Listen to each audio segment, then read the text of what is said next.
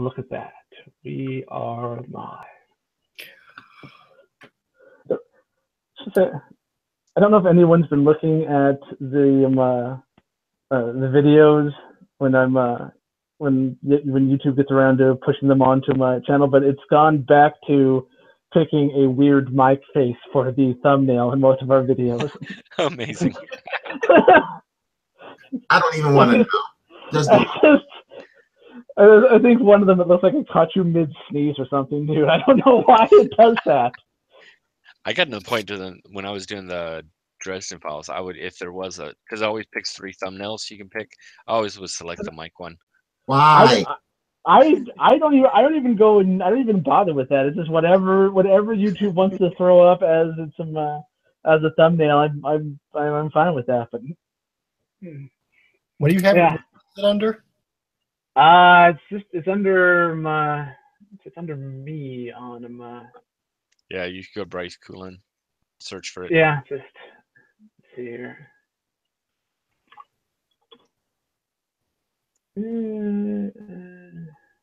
Let's see. Oh, there it is. There it is. Oh my gosh. Oh yeah. Oh, that session 5. It's like Mike's in pain. Apparently, Milo Yiannopoulos, if you all know who he is. Oh yeah. He the editor notes for his non were published because they were part of public record because they were part of the lawsuit that he filed against them. So they had to submit all of that to the New York courts. And so a reporter promptly went over there and picked him up. Holy crap! Wow, yeah, I looked through that. It's like, whoa, holy shit, man! I mean, it's breathtaking. It is. It's fantastic. Like, don't do that. Don't make fun of school shooters, and certainly don't compare them to liberals. Let's leave off fecal waste analogies out of this chapter. This entire paragraph is just repeating fake news. There was no blood, no semen, and there was no Satanism. Delete. Stick with virgins. Perverts is unnecessary. Attacking speakers as ugly diminishes your credibility. Actually, it erases it. Absurd name calling. No need to drag the lesbians into this, and don't use lesbian as a slur. The way you're casually bringing up the KKK makes no sense. Beauty regime. Move to box at end of chapter after Nietzsche section. Abortion is off topic here. Too hot button an issue for a stray comment, and the Nubian harem joke is inappropriate here. This rant is off point. The use of phrases like two-faced backstabbing bitches diminishes your overall point. Are you seriously telling the reader that you advocate smear campaigns? Autists sounds like a mental health slur. Paris Hilton is not the best authority to quote here. Stick to Camille Paglia. Do not use trannies here. It just derails your argument. And no, that's not the point here. I still want to know if trolling is really planning out these things in advance or just throwing stuff at the wall and seeing what sticks. And then there is a series of this is not true either, delete this paragraph. Then it says, no, you can't say this. It actually exists and is used on both sides of the political spectrum. Next one, this section needs to be cut or drastically altered. To deny the existence of fake news entirely is preposterous. Too many people have seen it, blah, blah, blah, blah. Let's not call South Africa white. It is always a mistake for an author to say, I can think of no better explanation. It's your job to think of a better explanation. It's what we paid you in advance for. Think harder. That's in caps. And replace this long anonymous internet post with prose of your own. Smorgasbords don't have bottoms. You're not making the point very well. Then it says superfluous. Then there's this entire section is the most poorly thought out section in the book. If you want to make a case for gay men going back into the closet and marrying women just to have children, you're going to have to employ a more intellectual rigor than you use here. Let me see. Oh my gosh. This is definitely not the pace for more of your narcissism. Then there's ego gets in the way in this paragraph, delete. And then at one point, Clearly, the editor is losing patience. He has in all caps, delete UGH. It just reads like someone getting progressively drunker as they're forced to read this book. It went from like prose to just all caps. It's like, See, oh my God. it goes, no more references to your book advance or the publishing process. Then there's no exclamation point. Next one, delete entire chapter in caps. All of this is in caps. Comment, no, it has not. Then down here, 3 unfunny jokes in a row. Delete. Versus women are whores? Question mark. All this pop psychology is hogwash. You can't say ugly people are drawn to the left. Have you ever seen the people at a Trump rally? Your theory seems to be very predicated on finding genius in the children of geniuses, which is a load of hooey. It's just, it goes on and on. That's not the bottom. Wow. Yeah. Sorry, that was Bob's fault. I wouldn't have landed there had it not been what he did. Bob did something. The look on Bob's face. He thinks he doesn't believe me. Okay, so when last we left our intrepid adventurers, we were killing it dead. We are going to start off with the lieutenant and Hezekiah. Okay. So, setting the scene as we left it, you guys are on. You guys are here on a what was a rather busy street here in London proper. However, yeah, I need that tea for everyone there.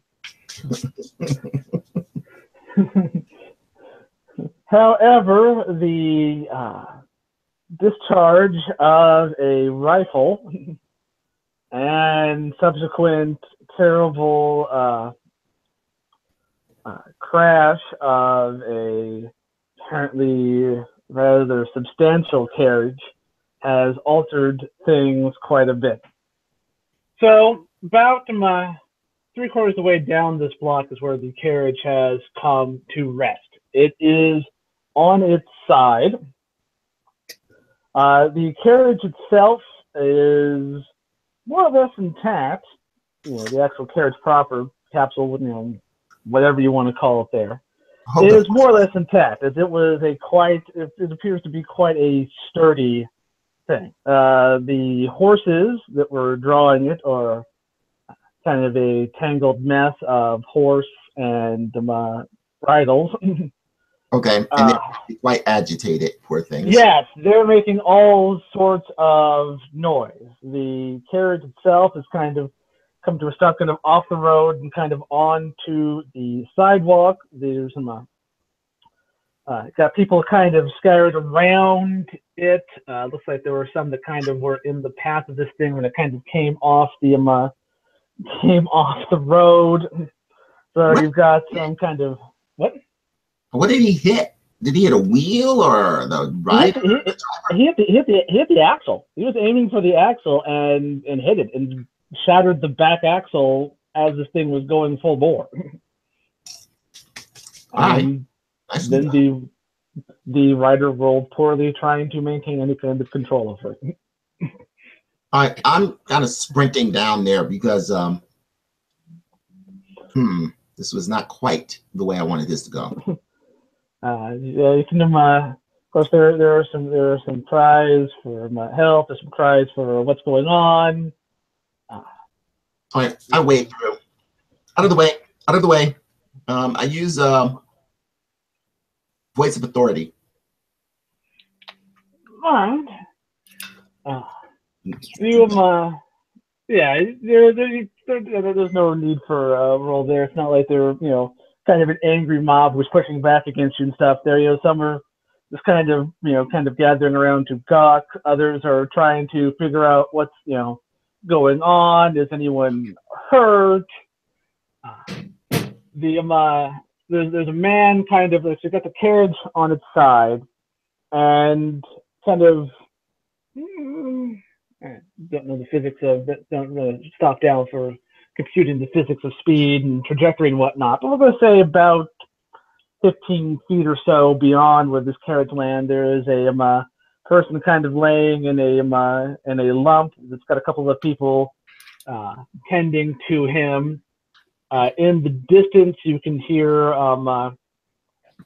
kind of that whistle that cops of this era have. Okay. Yep. You can hear that kind of in the distance. All right. Is there anyone inside the carriage? You cannot tell. The carriage windows are all pretty much sealed and locked down there. There are no standard windows. Once you get up on this, you can actually good look at it when it's not a blur. There are places where windows should be, but it is completely enclosed, it would seem. That is annoying. I take it the person over there in the street is the driver? It would seem so. He was kind of over there, definitely motionless. Okay. I disconnect the horses very quickly. I just cut straps that are holding them to the. Well, actually, no, that would be disconnecting. Actually, that whole assembly is somewhat larger than that. My apologies. But I disconnect them so that they can move off a little bit. All right. So you're working on that. Lieutenant, what are you doing as your comrade springs into action?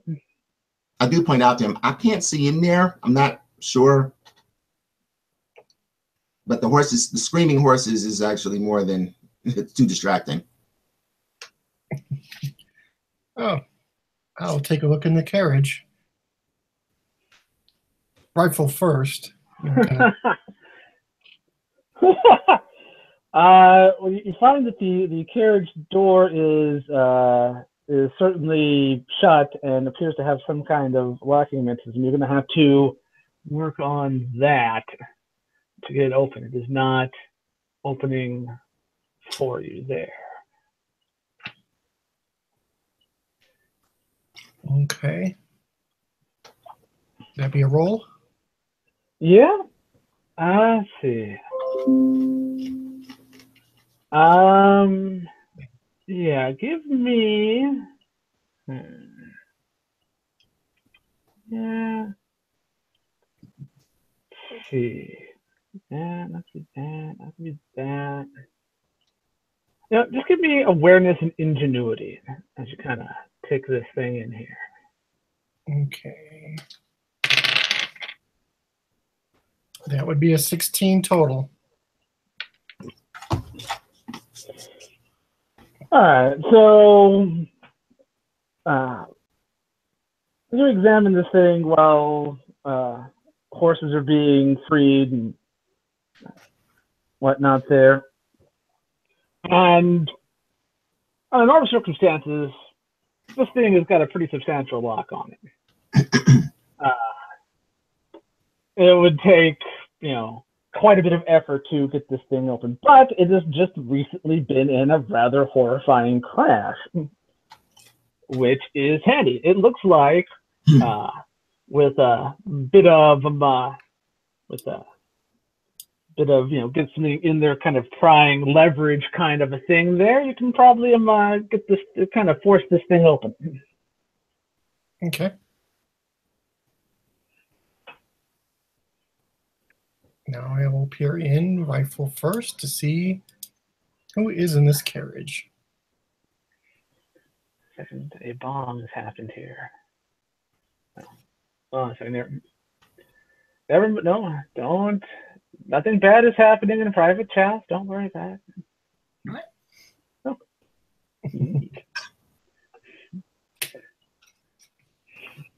All right. As Help.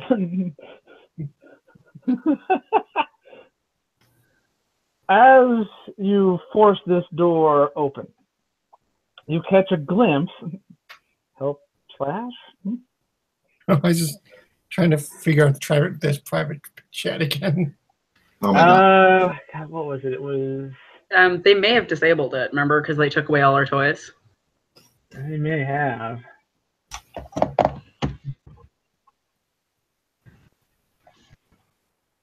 We've just been, in other games, we've just been opening up. No, it works. It still works. Works? It still works. Okay. Yeah, it's slash. It's slash to type the name and what you want to say there. Ooh. So actual private chat is still working. Excellent. Look at that. Yeah, there it is. I've always found it's helpful to type slash and then to and then whoever it is and then type, does this work first? Yeah. Otherwise, Fair enough. We still remember all that. kinds of information, or that Glorious. become very public. There have been some glorious private chat fails over the course of our time in Google, and we appreciate all of them. We look back at them fondly, and then we change our plot lines because we shouldn't have said that out loud to everyone. The last Serenity game was almost all private chat too or so. Towards the end, yeah, it's mostly thrill as we read what's going on in the bar over there. It's a shame that I wasn't using something on the computer to just like record the screen or something like that, so it actually all shows up there, but it doesn't. So it translated to video. Yeah, it was. There were times when the game would fall silent and all you could hear was typing. just keyboards everywhere. Well, you know, it's one of the things that it's hard to go player versus player in an online chat. It just becomes a bit. You can't like break off into separate groups in separate rooms of a house or something like that. Mm-hmm. Anyway, as you open this thing, rifle in hand, you are momentarily startled. Let's see how momentarily startled, actually. Let's find out. Where is that's a bazillion tabs open. Give me a resolve in and presence roll. It is a very angry honey badger. Who don't give a shit. It is now. Thank you. So wait. You took a honey badger and you made it a lycanthrope? Wait, this person turns into a raging honey badger? It's a werebadger. It's a werebadger. Have fun with that. What was the resolve and? Let's see. It's resolve and presence. Kind of stealing yourself with that. Oh, 7. Poor dog. 13. Huh.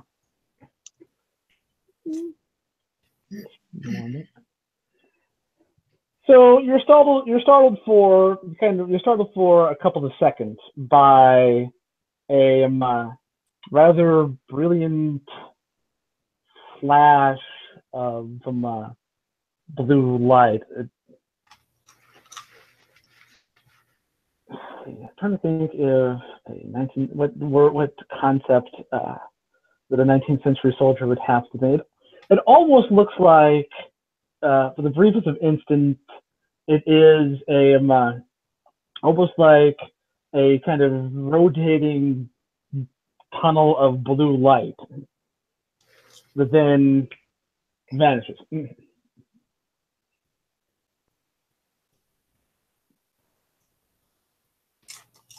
Kind of taken aback by this.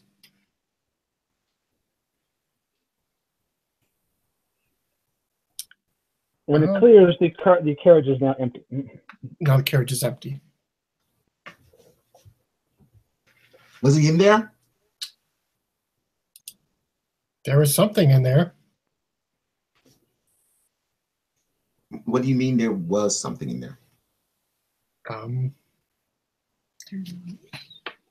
There was a tunnel of blue light.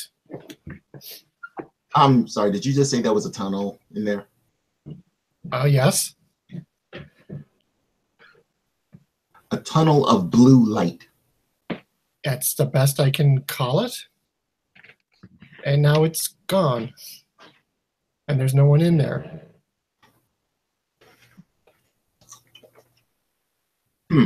Okay. Thank you. Yes, hyperspace. It's a wormhole. Out of character.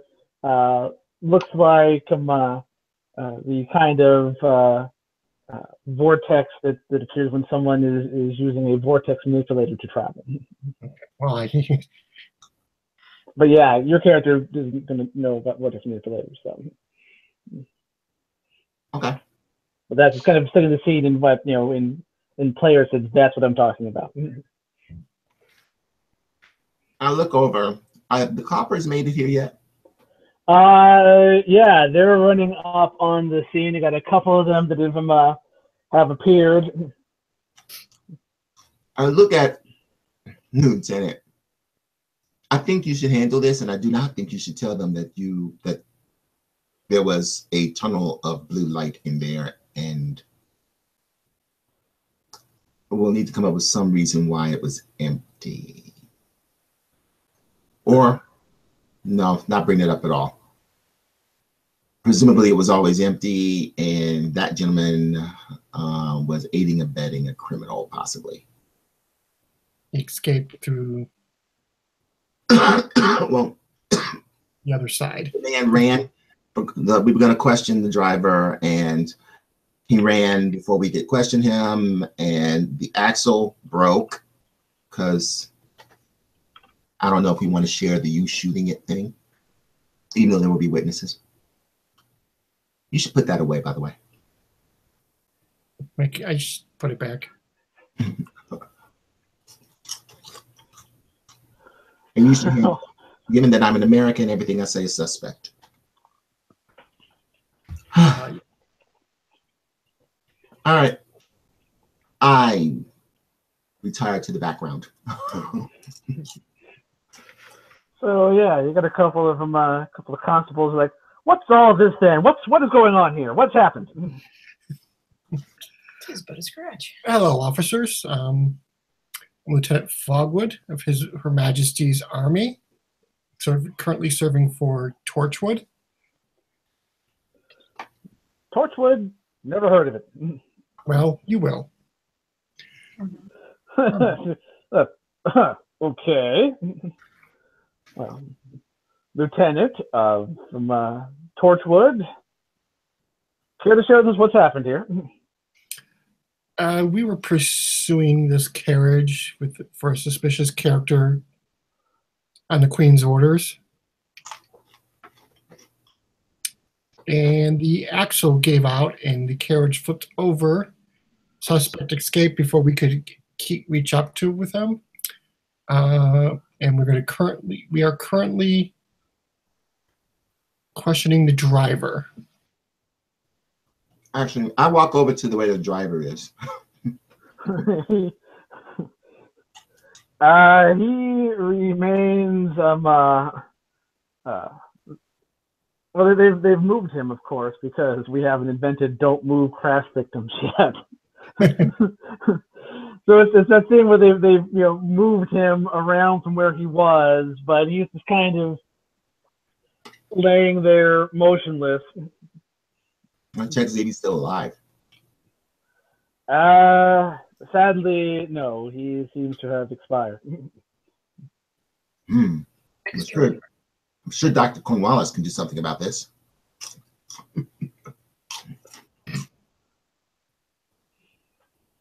He's only mostly dead.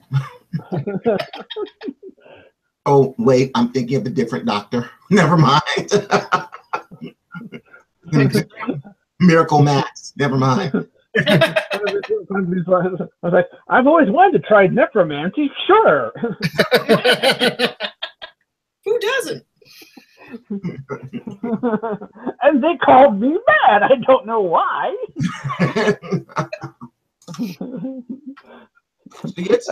Look up these electrodes here, here, and here. It would be kind of funny if Mary Shelley was like a real scientist and she her field notes that they made in the Frankenstein. Oh, that would be so cool if we ran into her. She'd be like, Lily, I can help you with this if you want. Okay. Or no, please no. I like the way you guys think. No.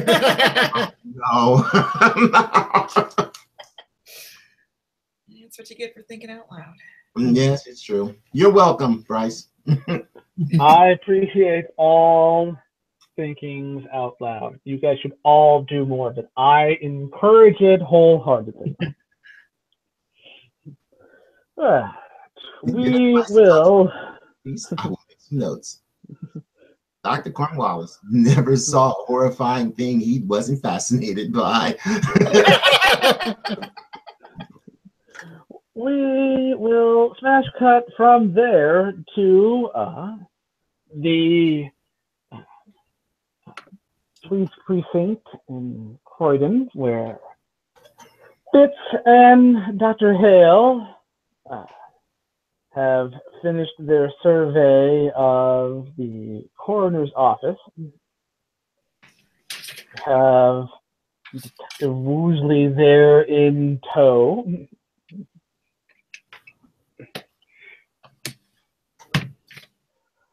Right. So you all said there's been a murder at at Dr. Bulpy's house. You should be going there now.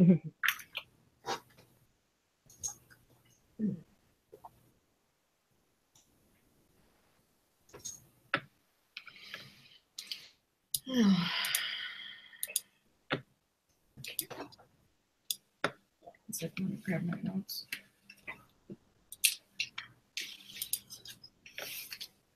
Check out the right ones.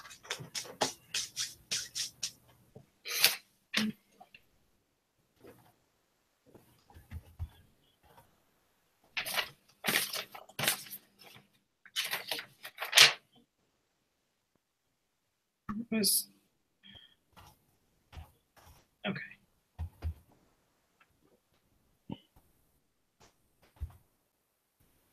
That's where we were going through his notes. Yes, you gathered his notes. Found he'd been doodling a rather odd shape in the margins there on the top page. Doesn't really appear anywhere else, so it's like the most recent things that he has done. Okay. I think we need to take these back with us and review them further. Well, I'm always willing to cooperate with the Queen, even kind of looks Fitz's direction, despite their hiring practices, I suppose.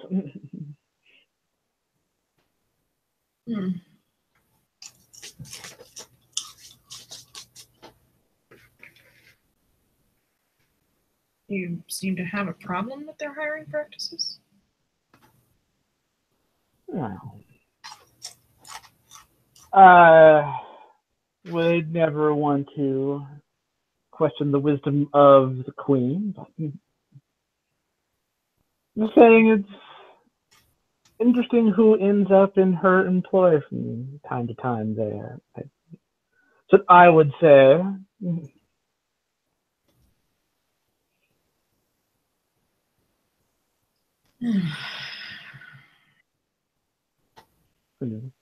Looking at Fitz there.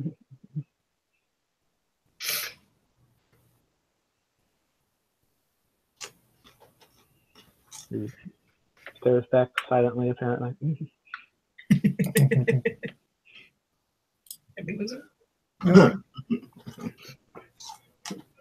Be quiet. So what is the next step? Where is it that we are going next?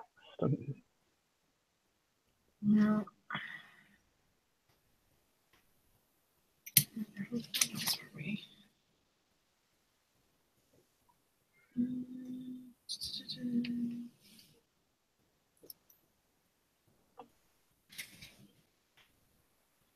Okay.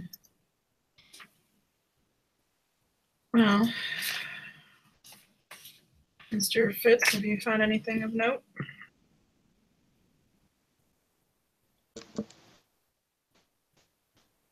I'm trying to remember what we discovered the last time. Let's see. So far here, discovered that the doctor had gone home sick not long after his first conversation with had gone home not long after his first meeting with Doctors Cornwallis and Hale. That that the body of the archaeologist had been here for about a day before he started manifesting symptoms. That he'd cut himself while doing the autopsy, and that seemed to be where things had been transmitted from. You found that his office has not been ransacked in terms of being visited by someone cleaning things up there, but found evidence that his mental state had been deteriorating. It would seem, given the messiness of it.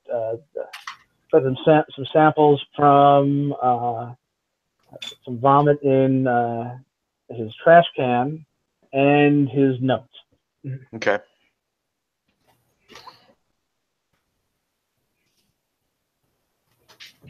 And didn't we get some of his drink that we wanted to test? Yes. You have Yeah, that verified well. against the vomit, as I recall. Yes. You also have acquired samples of his Lewiston's restorative tonic.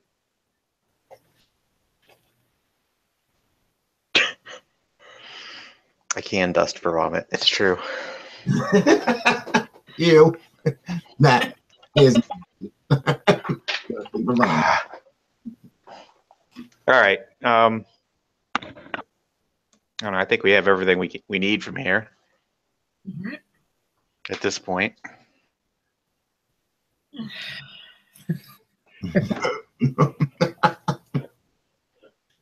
You have dice? You have vomit dice? Really? From Steve Jackson Games. You loved Munchkin, now vomit. GURPS, meet verbs. Oh. Steve Jackson Games. If we can make dice out of it, we'll make a game out of it. And you'll buy it because it's Steve Jackson Games. Yep.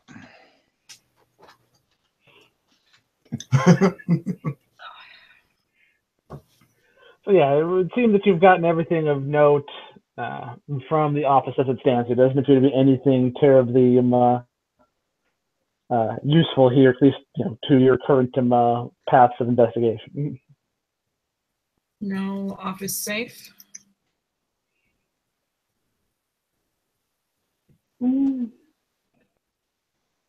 Yeah, he's got a safe in there.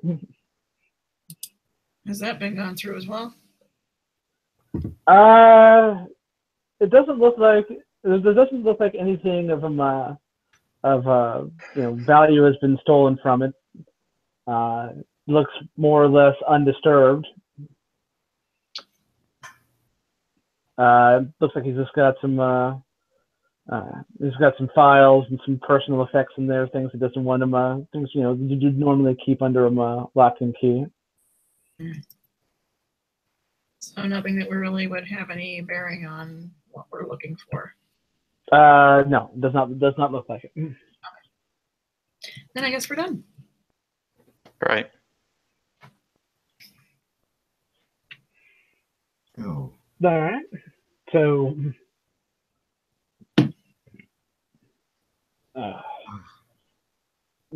are you accompanying me? If you are done here, I should go to the coroner's house. There's a murder. There's been a murder there. I need to start collecting evidence or you head in that direction, or I suppose something else you need my assistance with, or we're not sure what we're going to find. A mess, but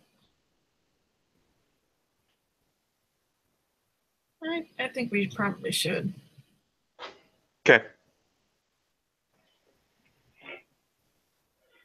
all right. So detective makes arrangement for transport. You guys make your way over to Dr. Maltby's house. Looks like Dr. Maltby is doing fairly well for himself. Perhaps his wife had money. Perhaps he has family money. Who knows? Yeah. Or he was embezzling.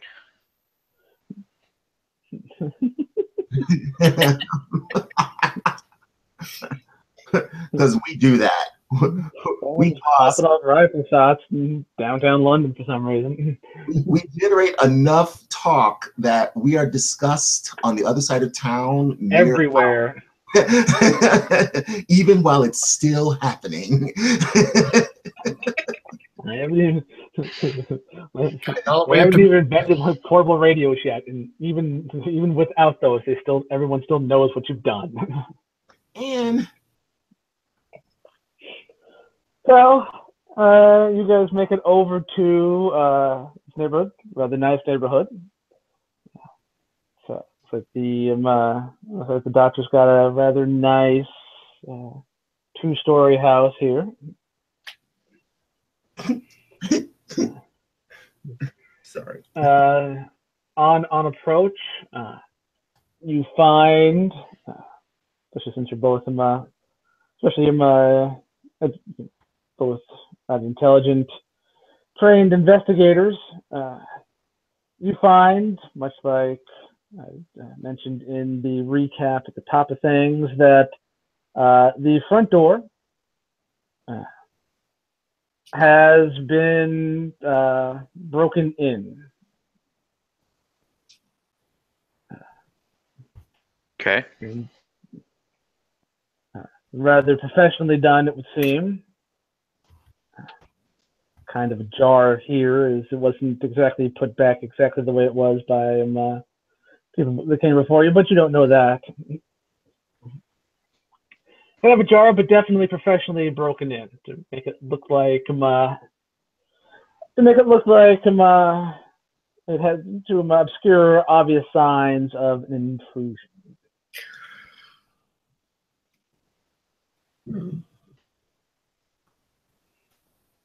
Interesting.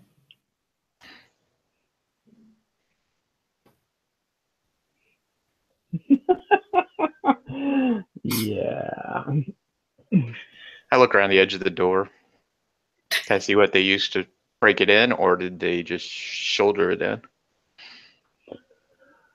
You see evidence of scratch marks. It would seem that they did not just kick it in. They used some form of pry bar tool of some sort in order to force the door open in a more discreet manner. But then they left it open. And this date, yes. Weird. All right.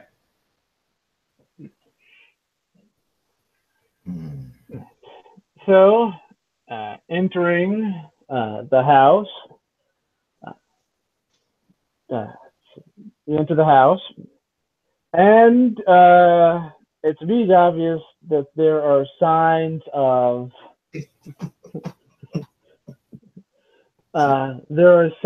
struggle pretty much everywhere you can see. To your right, you've got a kind of a parlor, sitting room kind of a thing. It's got furniture and whatnot askew. To your left, kind of looks like a study of some sort. That's something that's happened in there as well. The kind of a staircase that goes up to the second floor. There's blood on it there. It's like, it's rather easily seen. What all happened here? I am going to take a sample of the blood on the staircase. Because that's what we do in these games. Not. I can. I don't know how. It is. All right. No roll for that. You got the stuff. You got, I'm assuming you come prepared for some. Always. I follow the blood trail.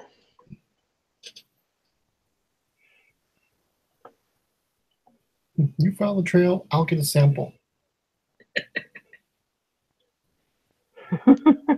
Actually, that's not true. More than likely, we will just beat whoever actually the owner of the blood in the submission. How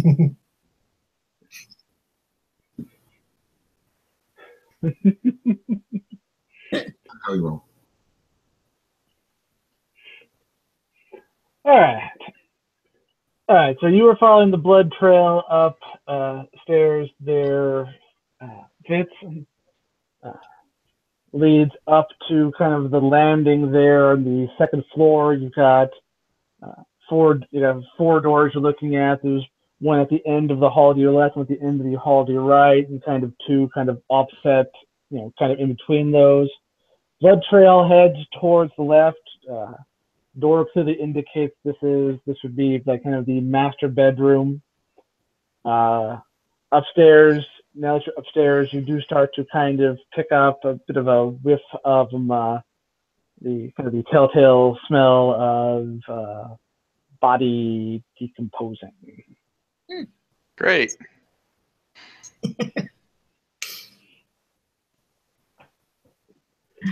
Bodies in this game. Yeah, that'll happen. That'll happen. So did he smoke his wife first before he went on the rampage? I guess I go into open the door. You open the door to find, well, most of the house, there's been some kind of a struggle. This bedroom is trash. There is definitely quite the fight in here. Everything is kind of is kind of knocked askew. There's evidence that things were thrown kind of from the bed area towards the door where you stand. In that kind of general direction,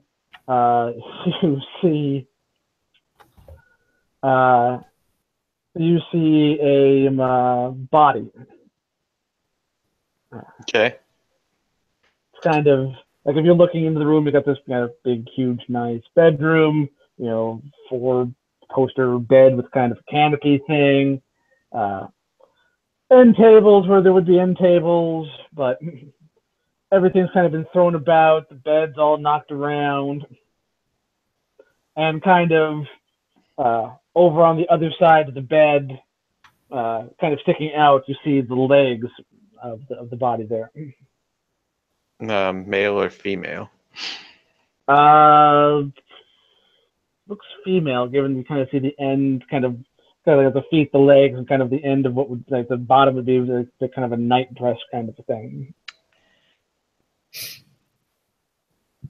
Well, he's going to be upset when he finds out he killed his wife. I think he was already aware of that. I didn't think he knew he killed her. I thought he knew he killed the other guy. He confessed to killing both of them. After all right, I pull her out, put gloves on and pull her out so I can see what kind of wound killed her. You are looking at her. Does not have the tearing damage that you've seen on the other bodies. This body was looks like just kind of at first glance you would call it to be blunt force trauma. This body was beaten to death. Lovely. What size are the fist marks? Human sized or larger? They are larger. Okay. So he didn't do this when he was himself, and then. Okay. No, these are clearly much larger than especially you examined him. He's not like he's a big hulking man or anything like that. This is well beyond anything that he would be capable of in his as just I am a guy, even with adrenaline pumping and whatnot there. I just wanted to make sure he didn't kill her before he went into the state of having the plausible deniability of not having control of himself. He was clearly Plausible deniability was not the word I was looking for there. That didn't make any sense. plausibly denying these things that I totally did. But Sorry. yeah, no, this is fine. I got what you were. I got your meaning. But yes, no, he was clearly on at least at the very least on his way to being monster form.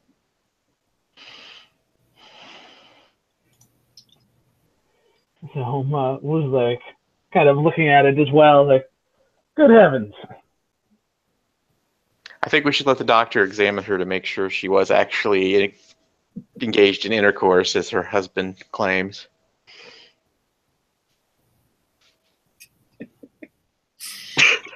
Well, we can't look at that. This is the Victorian era. We're British. It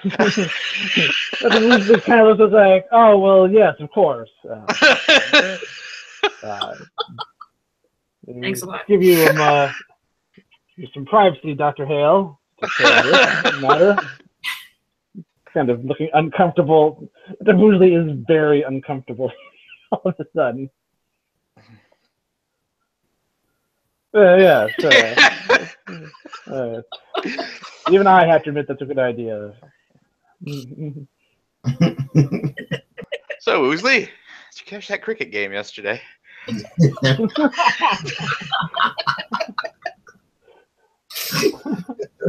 No, there's nothing better than watching British people twist in an agony of awkward. Unless you were my grandparents.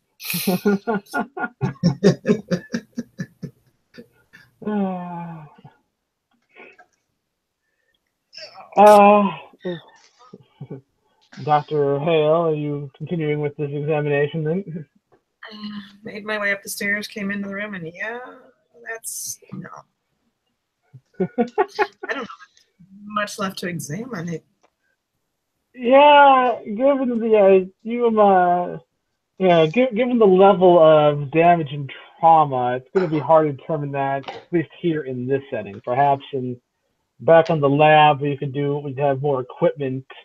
At some point, you might be able to come to a determination. But here and now, she's in pretty rough shape. This happened approximately 48 hours ago. Let's see. At this point, it's not quite. It's not quite 48 hours. It's more of like a day or so ago at this point. Okay. I don't know what the state she's in. It's going to be kind of difficult to tell. You could actually have to take her to the lab and unfortunately dissect whatever's left of the poor woman. No, we don't dissect as we do autopsies. That too. Dissection, sir. I don't know. I'm sorry. No. Word, Vivisection. we did. Vivisection, I believe. Actually, it is vivisection. Yeah. Because we're just kind of looking at it's just like, this is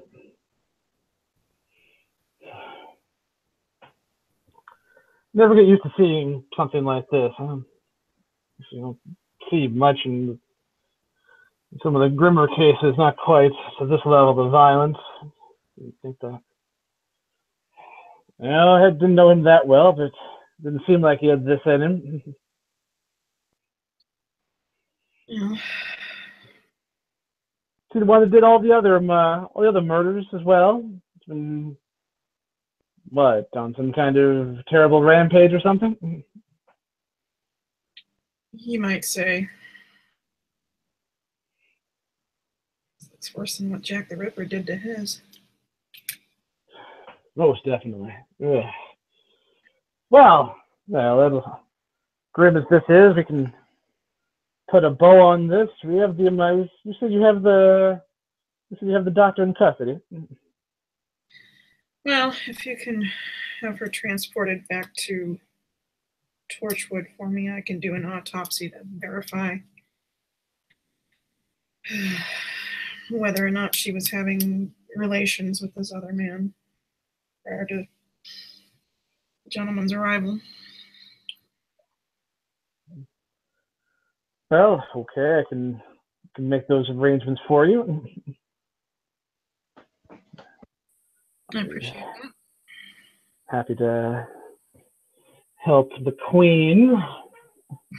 We mean it, man. Well, kind of took a look and said, "Oh, this is..." Well, be sure to mention to her that you were very helpful with the investigation. Oh, well, thank you. I certainly appreciate that. Well, if there's nothing else you need right now, I will look back over at the remains. I will go make the proper arrangements. Get this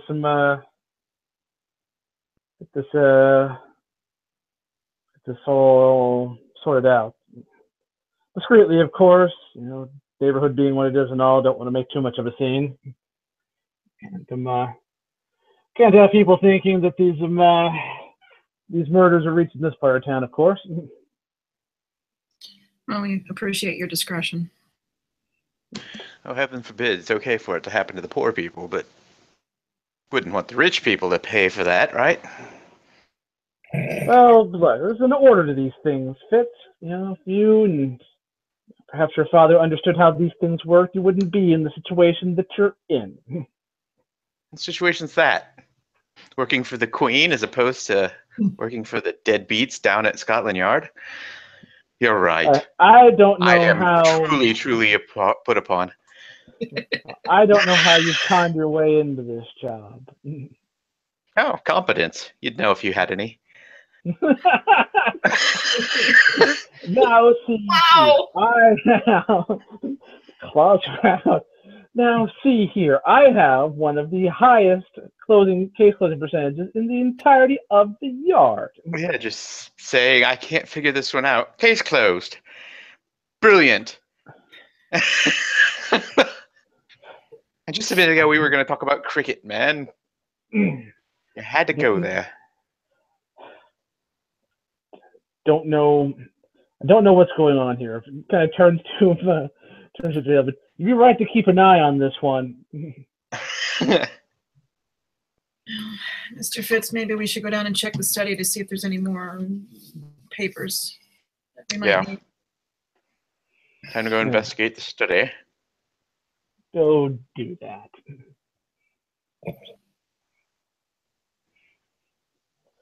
Kind of turns around with them. Turns around with a kind of a defiant huff and storms out. God, I love harassing him. Well, thank you for doing that after I commended him for his assistance. Well, you know, he brought it on himself, as he always does. Time and place for everything. That really wasn't the time or the place. Oh, fine. Fine. Good. Quiet from the peanut gallery. All right. Well, let's check this over and then leave it to the... Competence? Yeah. All right. Okay, so you guys head down to the study, and we will cut from there to Torchwood headquarters.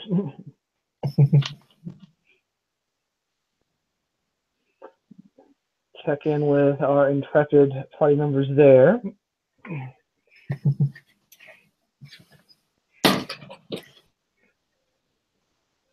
Anyone? So, yes, the body has arrived, as previously stated.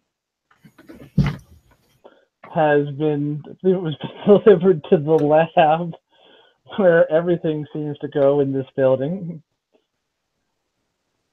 So yeah, we cut to you, Barnaby, in the lab, doing, I don't know, whatever you have been up to here. Yeah, I don't think I had a exact task at the moment, so I'm just working on various side projects. Yeah, kind of tinkering there. You got the cage with the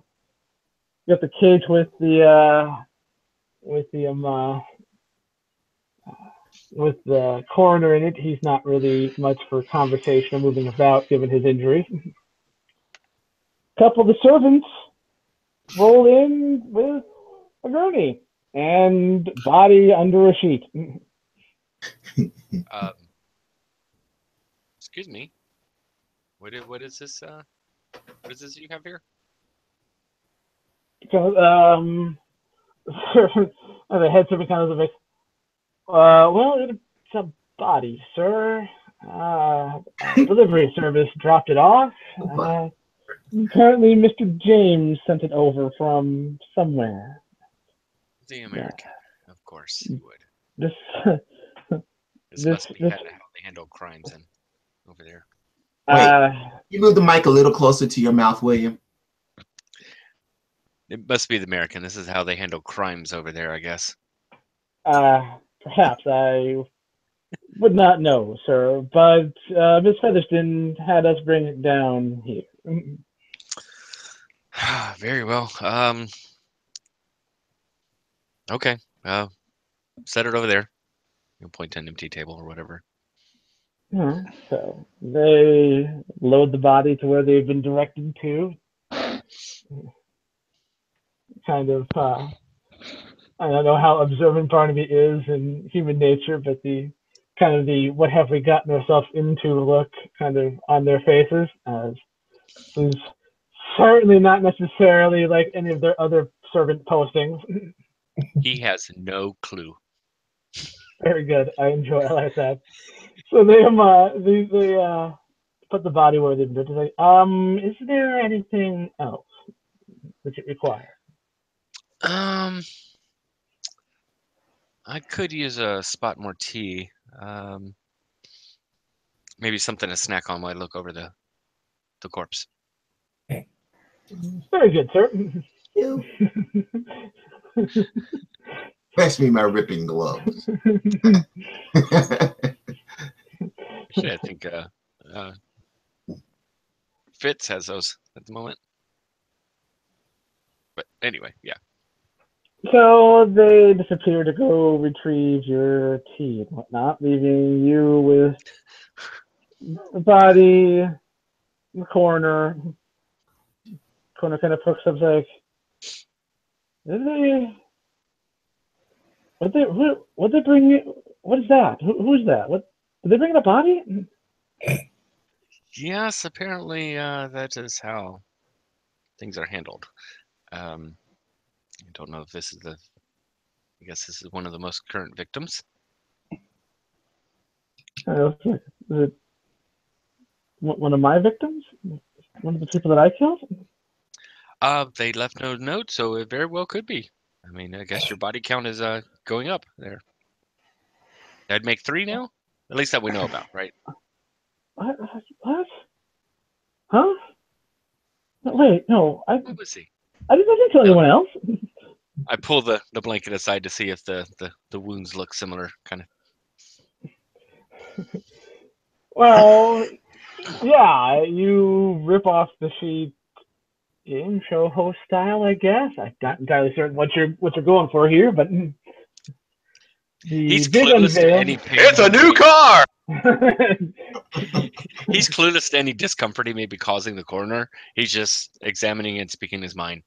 No filter. It's a brand new car. What I like is the depth of his dislike of Mike of Hezekiah. Yes. Oh, he's demonstrating yet more lack of capability. He's merely an American. He can't help it. You know, there's a reason why he hates you. Yes, there is. No, it's evident by his name. His great-great-grandfather was the fool that lost the war against the Americans. That's right. I had not considered that. It's gonna be a bit touchy there, friends. Could be. General Cornwallis. Why does your name seem so familiar? Why does your name seem so familiar? I can't quite. Cornwallis. Let me think about that. So, Well, this does in fact look something to match kind of deaths that you caused earlier. yeah, you unveil the body. You don't know who it is. No. But yes, it's a kind of a smallish guy. It shows a lot of the same type of injuries that you've noted on the other victim that you've examined there, the Dr. McNamara. Not Dr. McNamara, the archaeologist Harold McNamara there, and Esquire. So you hear the coroner kind of shuffling to try and see who you've got there, and say, That's the Irishman there. McLaughlin, the guy that was sleeping with my wife. Ah, okay. So the body count did not go up. This is just a reintroduction of one of your other victims. Okay. Very well. Well, it is either 3 victims that you killed that we know aware of out of the 7 that we know are missing, Hey, or what? Wait, we have a second perpetrator. Huh? What? Please keep up. So there's possibly 2 people that have done this, or you did all the victims. oh wait, look, I can. I don't know what came over me or what was going on, but no, I didn't kill anyone else. What are you trying to pin on me?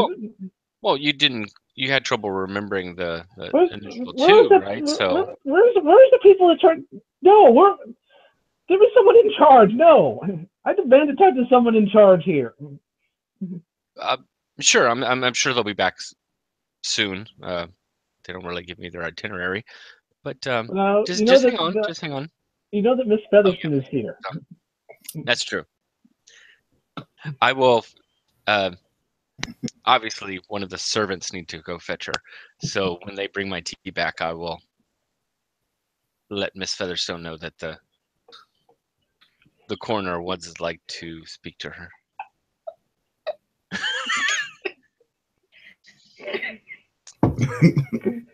I mean, there was that one guy that actually literally attempted suicide after we got done with him. But beyond that. Yeah, just don't worry about that. Well, okay, there is that one guy. But in general. So, and cattle are around me at all times, generally speaking. Because I'm really, really hungry.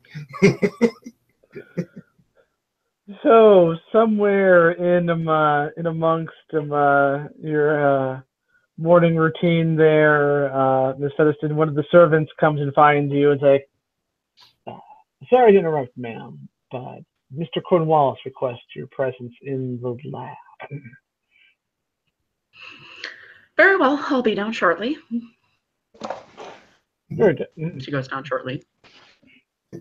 I added a sunny Wonder if I- umbrella to your list of umbrellas. And a meeting with the Queen umbrella. I should have added that too, but Bryce knows what it means.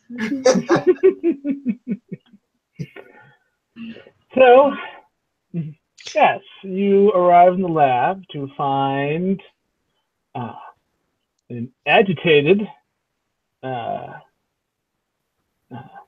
Dr. Maltby. I think for Mrs. Featherstone, I would probably actually be aware enough to cover up the body. For no one else, no, but for her, I probably would So remember to cover the corpse. Okay, so yeah, you've got an agitated Dr. Maltby, largely oblivious Dr. Cornwallis, and the body that's now covered up with a sheet, like it was from the last time. Well, I don't know if you saw it when. I don't remember if you actually went and saw it when it was. No, I didn't go look at it. Yeah, no. So you've got what is clearly a body covered in a sheet. Okay. Yes, Dr. Cornwallis. The coroner here seems to be upset at seeing one of his victims. I was just trying to go through some of the facts, and he seemed to get irrational. She immediately puts her head in her hands. But no, I'm not upset about seeing one. Oh, I'm upset about seeing one of my victims. But no, look, I was straight with you, and this fellow here is trying to pin all those other murders on me. I don't know how you conduct business or how eager you are to close this case, but I didn't kill anyone else.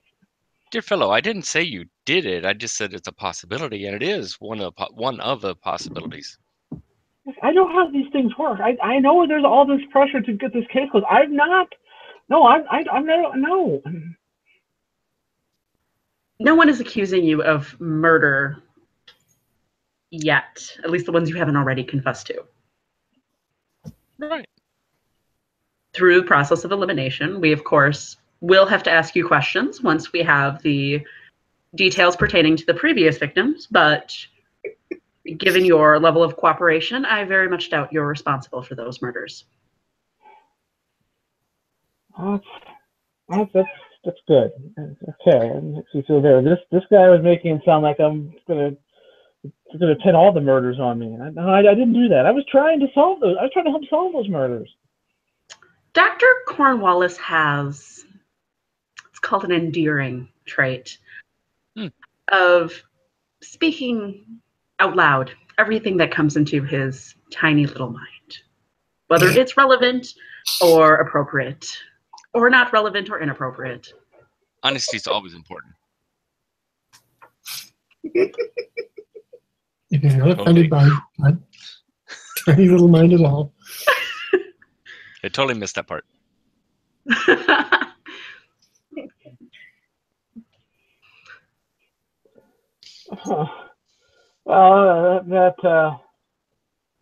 That makes you feel a bit better there. I'm gonna be honest with you. He's an odd one. So he kind of calms down. Well, I know I'm not in a position to ask for much here, but I don't know if there's like if you can put me somewhere else or put the Irishman somewhere else, kind of gestures towards the body, but I just would not be in the same room with him. She kind of looks over her shoulder at Dr. Cornwallis. Irishman? Yes, that seems to be the body that Mr. Hezekiah felt we should look at. Mr. Wait, do I have his name? I think I have his name. Yeah. It came out in the confession. It's Harmon McLaughlin. I see. I covered him up. I didn't think it was appropriate for you to see such a sight. I see. Thank you. The Well, unfortunately, due to the nature of your crimes, it would be inadvisable to remove you from that contraption you're currently in, sir. Oh, okay.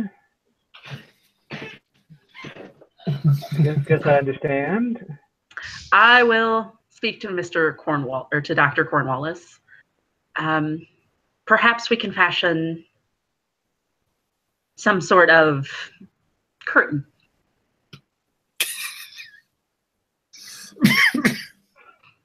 Okay. Well, I guess that would best you can do in this in my circumstances. We could get something like a large tarp, kind of like they use for caged birds to help them sleep.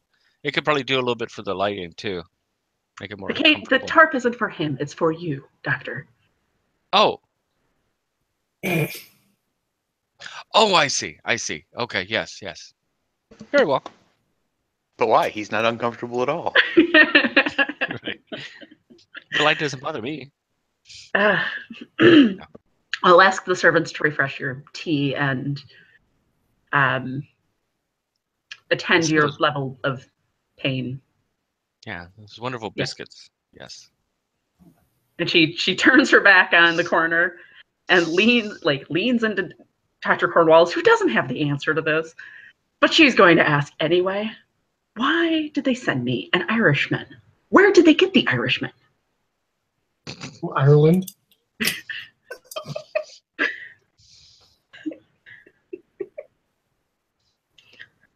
This is the only body that was sent down?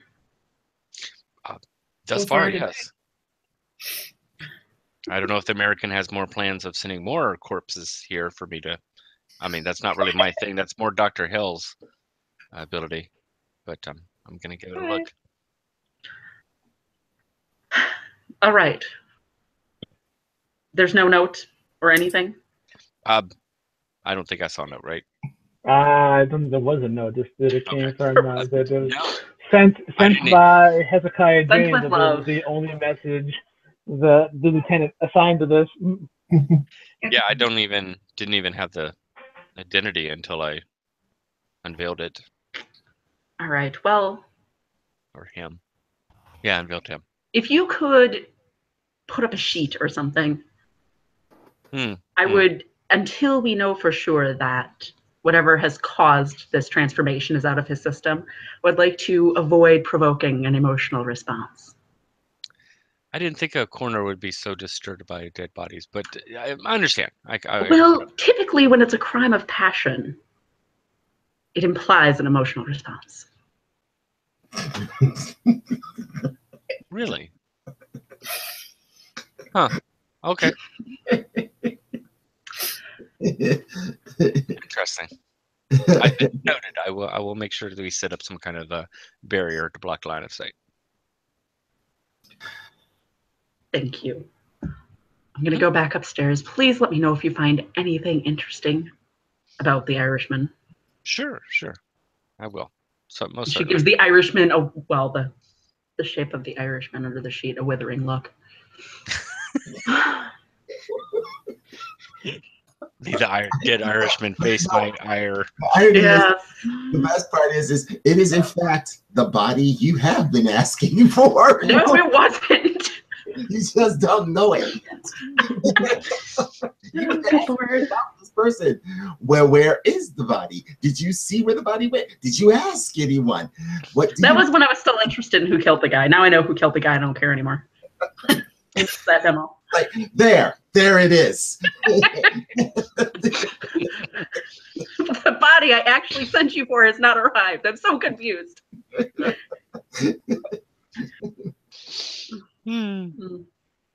I went and found the body at great personal risk, mind you. I'm so looking forward to this story. If we ever get back alive, good grief.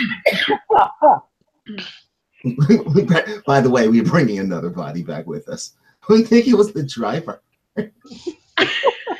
Oh my god! Who was this?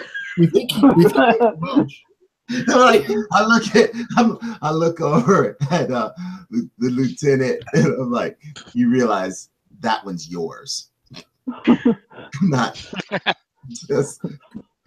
Yeah, that's all you. I wanted one body. This is 3 bodies. I wanted one, not 3. And they're all coming in from different people. That's the best part. That was yours. Fitz is gonna have to find a body to bring in now. Oh, wait, they. We're already sending one. Yeah, you're already sending one. Oh god! Oh yes.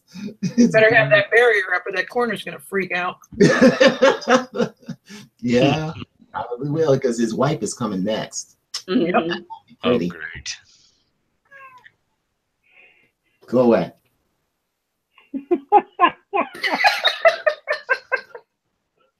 See that little face. Right there. Cat's like, what do you mean by this? Go away. I'm going to actually get into your pocket. Sad. Okay, we'll smash cut from Torchwood headquarters back to Lieutenant and Hezekiah.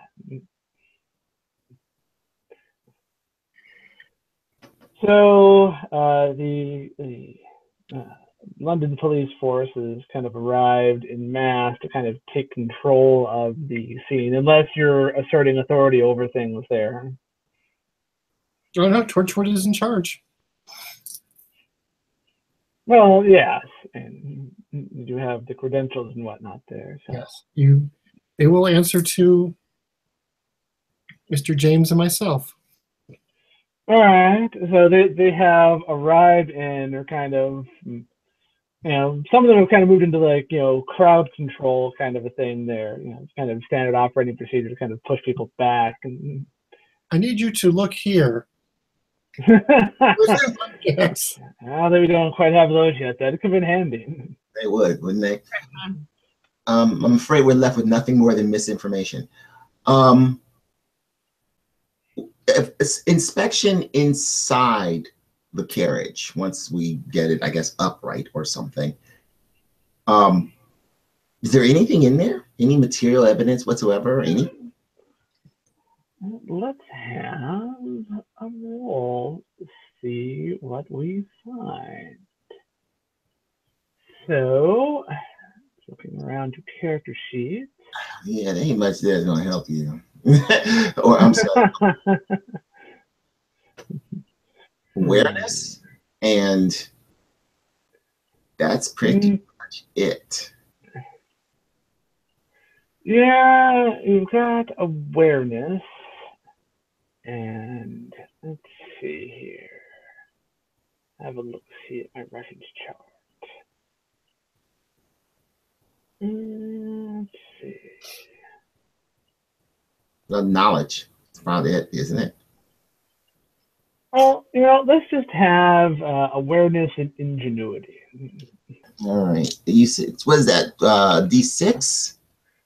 You're going to roll 2d6, and then you're going to add your awareness and ingenuity scores to what you roll. Okay. What if I spend story point? What does that do? There's a wide variety of things that story points can do. In this case, spending it before the roll, you could actually add an additional 2d6, and so you'd roll 46 plus plus 7 would be your score then. 46 plus 7. What am I doing? Awareness and. It's awareness and ingenuity.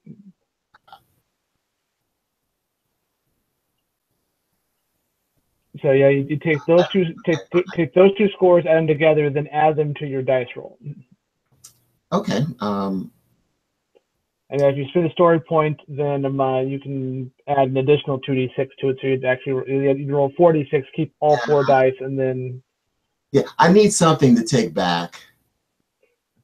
If I'm going to get eaten alive, I should at least have something material to add. A body. A body would be awesome. Yeah, okay. I'll go ahead and spend the story point, and then I will go ahead and okay, my story points are currently 8 and plummeting. All right. And that is 3, 6, 10, 15, 19, 22. Well, that is quite the roll. All right, so you are examining the inside of this carriage, and it is incredibly well appointed inside this thing. Whoever was traveling in this thing is traveling in luxury. All right, I pull back out of there and I go, Lieutenant Fogwood, you have to see this. I'll stick my head back in.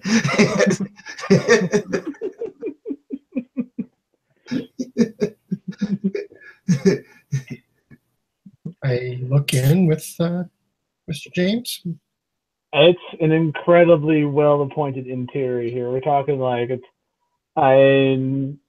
is padded seats. It is kind of got that velour, kind of padding all the way around. That's silk. Yes. That's tooled leather. Wow. This is not a normal carriage. This is something a lord or a royalty would have.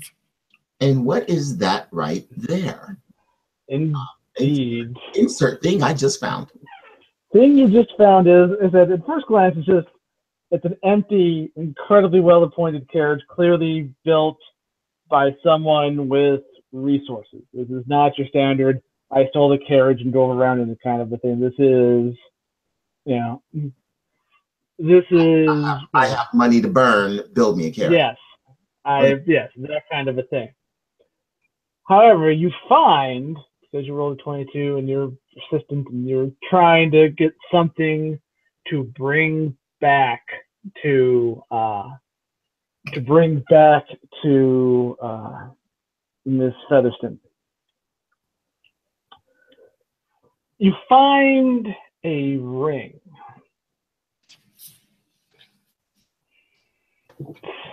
Clearly made of what appears to be gold. Has some kind of they're definitely engraved, not like inscribed with like words that you can read or anything. Like there's some rather nice and rather beautiful designs. Elvish markings. What does that look like to you?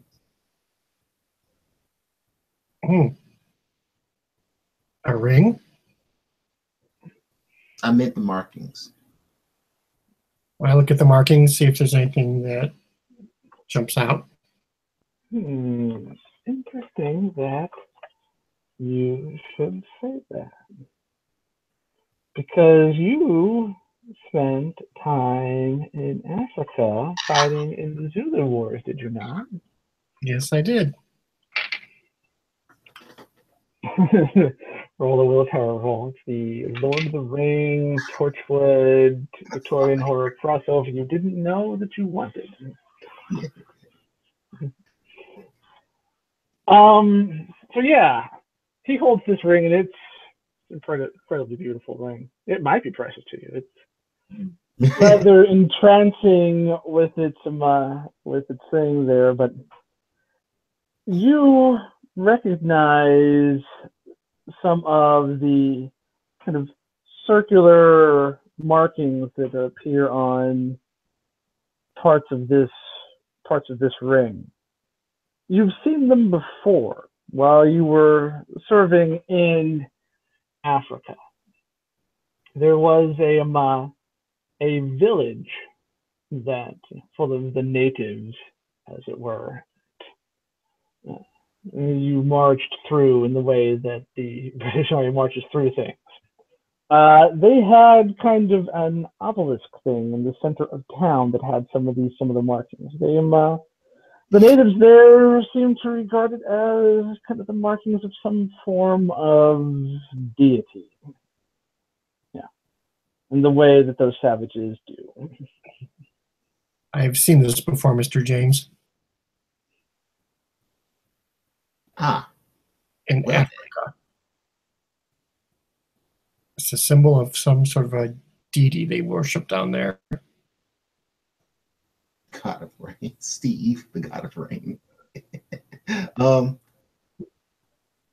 right, that's a start. Mrs.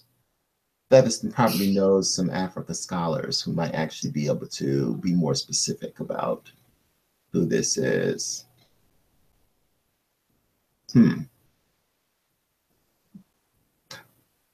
Okay, I think we've done all we can here. What do you think? I think so. We'll just leave the good members of the London Police to clean this up. All right. I think by now we need to get back. You know, it occurs to me, we sent the body back without any identifying information. I wonder what she'd be mad about that. Oh, well. Well, she's always angry at me anyway. Kind of. You know, the thing is, I can't really tell what Mrs. Featherstone does, what her area of expertise is. All of us seem to have an area of expertise except for her. I thought she was a manager of sorts. Wait, no, I don't. I guess she largely spends a lot of time criticizing, mostly me.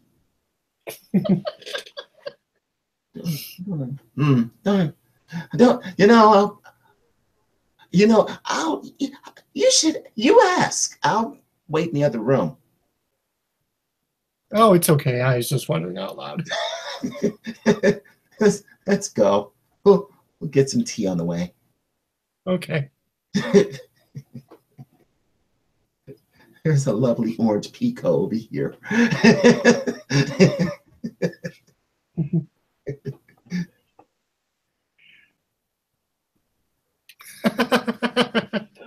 Be critical as a guy. Be critical.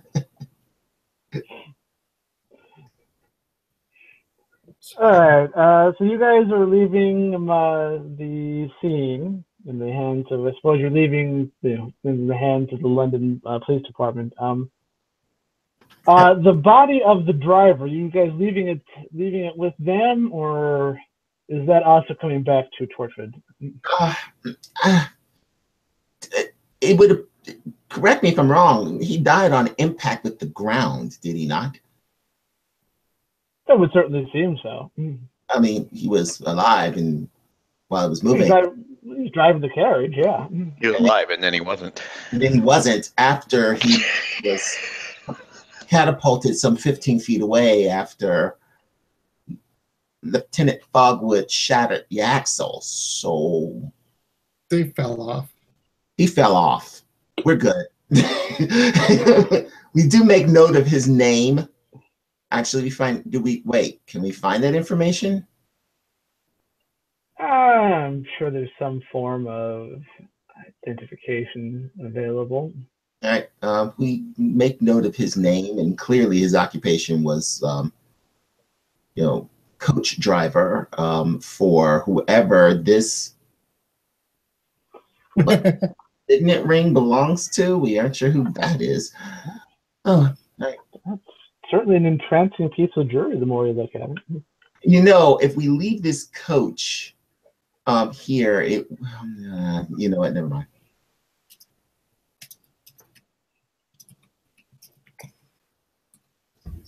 It'll be hijacked by someone who really wants to put on airs. Yes, it will. The London police will take it to their holding facility.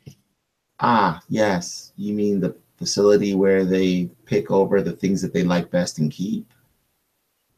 Okay. All right. Whatever decision you make will be the wrong one. It is true. All right. At least it's our decision what's going to be wrong. Exactly, doggone it. It's ours. So yeah, we head back. Yeah.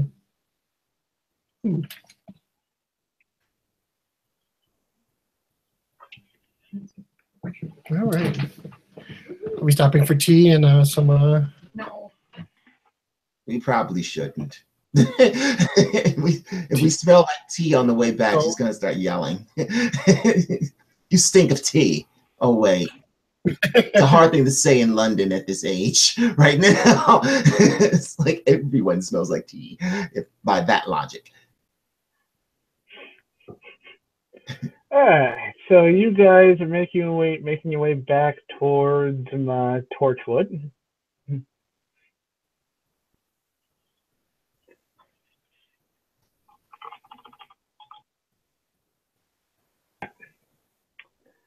And we will smash cut to Fitz and Dr. Hale.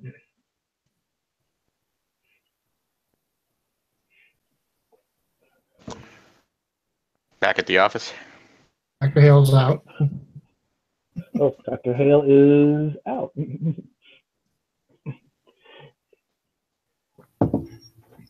I'll go with what are you up to then, Fitz, as you guys have moved into the study? Oh, that's right. We still had to look at the study. Well, yeah. Or you guys can, kind of give it a glance over and head back to Torchwood if you want. I'd like to see if there's any information about any of the bodies he's been examining at work, or more of that drink he's been drinking. Yeah, if you find that, yeah, definitely take it. What'd you break? Interesting. You find in the study that, like the rest of the house, there was clearly some kind of a struggle, chase, something. So you've got kind of things kind of dumped over in here and whatnot. You do find that he has brought some work home with him. Looks like he's been a bit fascinated by the murders that have been going on.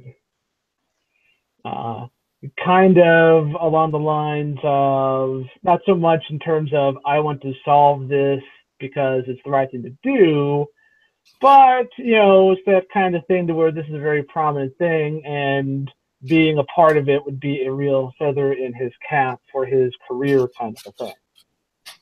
Okay. So you find that he's kind of been amateur sleuthing almost, trying to contribute a bit more there.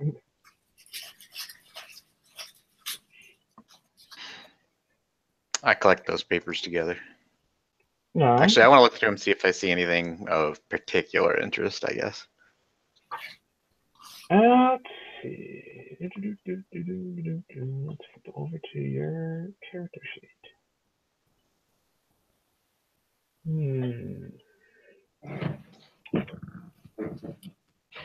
Yeah, you're gonna roll ingenuity, and we'll use your knowledge and criminology specialty there.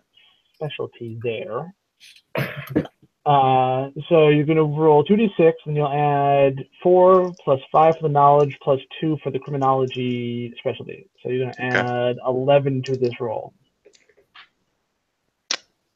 18. Nice.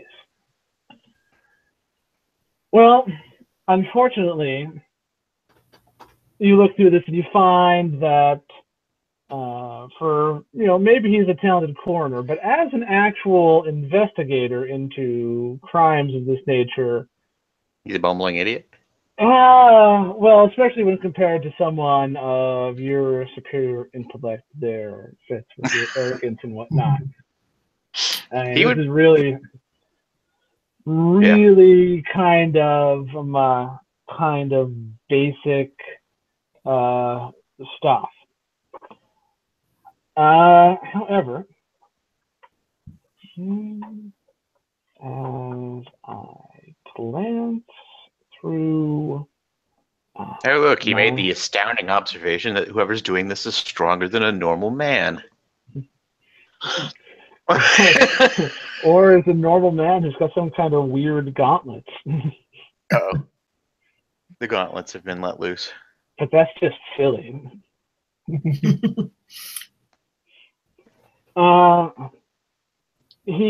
So most of it is, him jumping to conclusions, bad conclusions, wrong conclusions,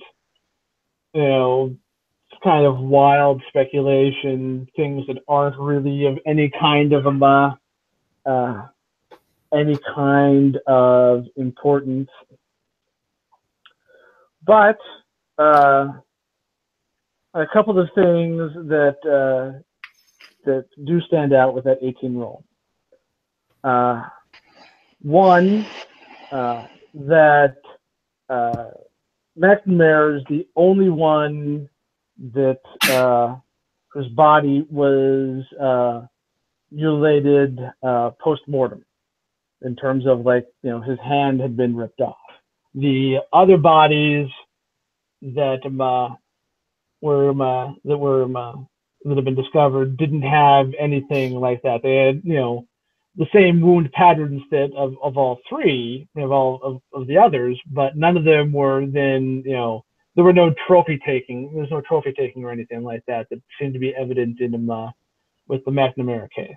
That was a wrinkle that is not noted in any of the other cases. Also, the first three victims, the ones that were actually residents of the slums,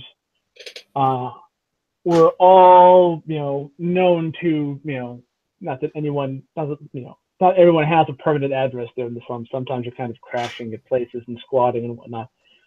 They were all known to kind of live in the same neighborhood of the slum area, the same kind of block. So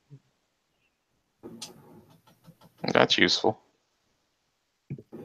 Have we been to that neighborhood yet? No. Okay.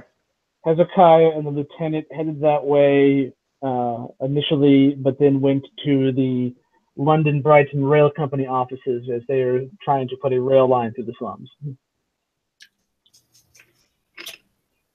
The actual name of the whole area is the Old Nickel. Okay. Interesting. Bryce, can you say that last bit one more time? I can't hear over the heater. Oh, the last bit where the three victims in the actual people in the slums, not the reporter, not the the actual ones that actually lived in the slums, were known to live in the same block radius in the slums. They all kind of lived near one another in the Old Nickel area. Nickel. Okay, I just missed the name of it. Thank you. Yeah, no problem. Interestingly enough, Doctor, I think you were looking for the name of that thing again, the Lewiston's restorative tincture tonic. You haven't found any. That's interesting. Maybe the parlor? Well, somebody else broke in here. Would they have broke in to steal his tonic? Not sure why, unless they were dumping the whatever. Well, unless they know that there's something up with their tonic, but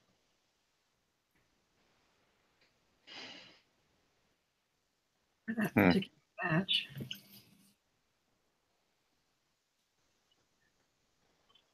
Let's check the parlor. can I tell? Yeah, let's check the cupboards in the kitchen.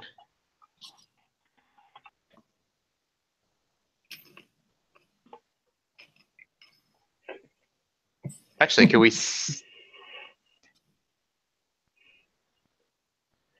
What? can we see where they went? Whoever broke into the house?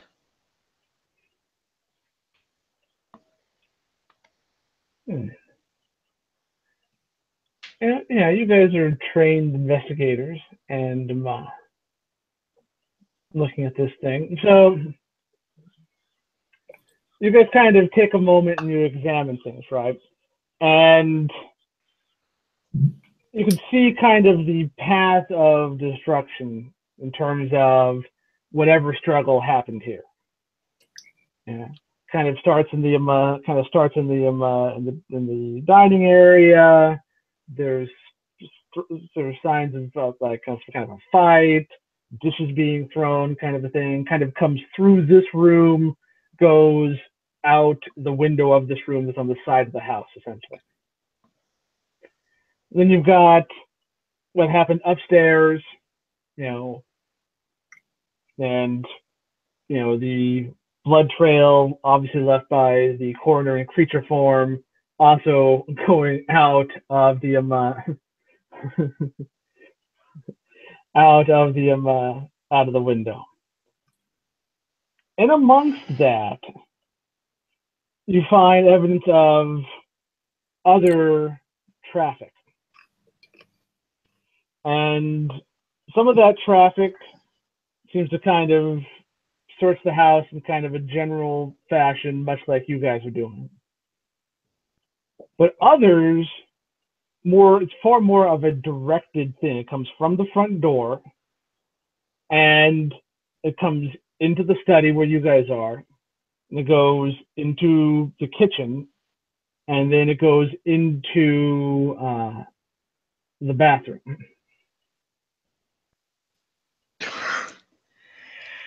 The hell, are they actually recollecting their tonic from him?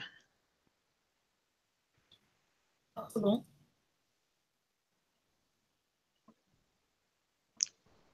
That's odd. Unless somebody's intentionally doing something with this tonic and it's not some kind of bizarre circumstance here. In that case, then why are we able to obtain it still? Oh, we got it through sources that hadn't been in trouble, though, right? Yeah, it's available in stores and whatnot. It's incredibly popular with them, especially it's taken on with kind of with the upper crust and those who want to be like the upper crust, to the point where it's also spawned some spin-offs and competitors and the way that things happen here in the 19th century, because people are copying things all the time there. I think the other question is, why would they be targeting him, of all people, if that's the case? I don't know. Well, maybe they're just broadly targeting anybody of the upper crust. Or you think of the damage that would cause if, Lords of Parliament are out going haywire and killing people regularly. Unless they were testing it first. That's a possibility, too.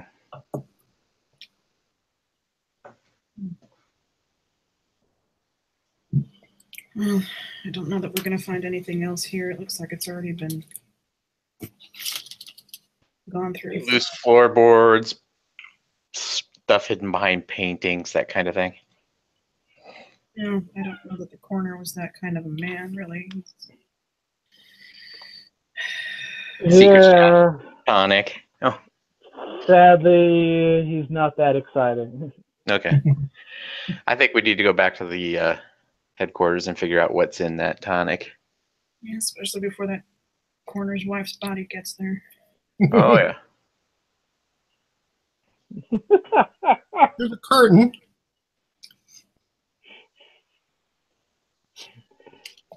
Oh, all right. So you guys are going to head back, and as you do, Detective Woosley is reappeared, and he's got men from the with them. They're going to transport the body and take care of things here discreetly, of course, as previously discovered. Doesn't say much to you guys after his exchange there with Fitz. So we will smash cut back to Torchwood headquarters, where Dr. Cornwallis, I assume you've completed your sheet erecting operation. Quite so, yes. I'm going to need a crafting roll for that. No, just kidding. If it comes down, yeah. But Lieutenant Fogwood and Hezekiah, you guys arrive back at headquarters.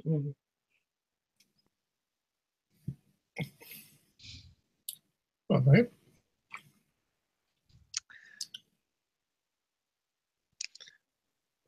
Welcome back, gentlemen.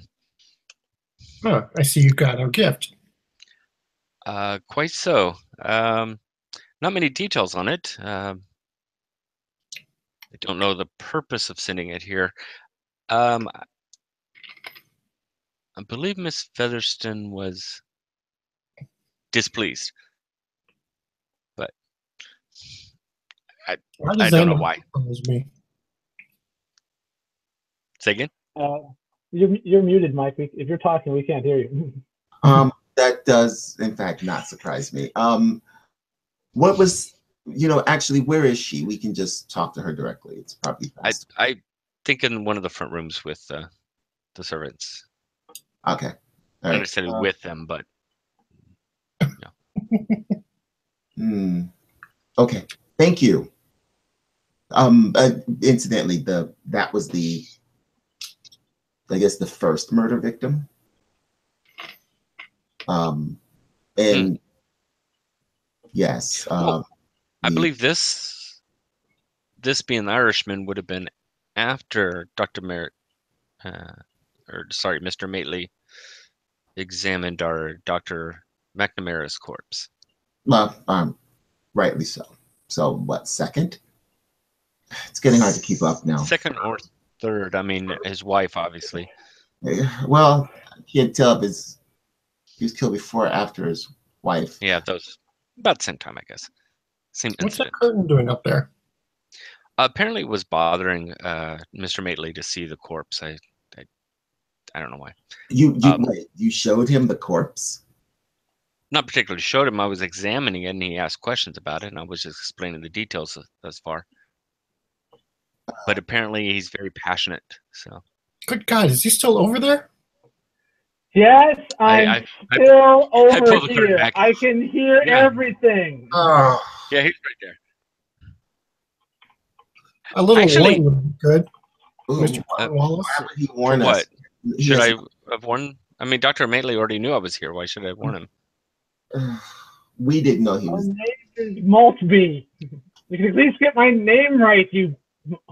Sorry, what was it? I read a note. I thought it was Matley. What was it? Was he? Maltby.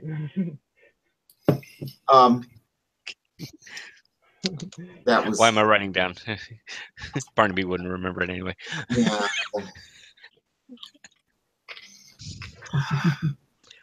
That's why I read that LE is or B is LE. Okay. All right. Well, actually, you. That reminds me that it provides a great segue to a question, Dr. Maltby. Maltby. I leave. I can't. Do you mind if I just call you Mr. Corner? I can't watch this anymore. It's just horrible. What do you want? When you examined McNamara's body, I don't think you noticed it initially, but we found some kind of residue in some of the wounds. Did you make any contact with that as you were examining it? Well, I mean, it's a body. I took precautions like you're supposed to. I did So I did cut myself on the rib cage there. Mm. And to remind William, when we examined that liquid, that's actually where we got the idea of the serum and all that, right?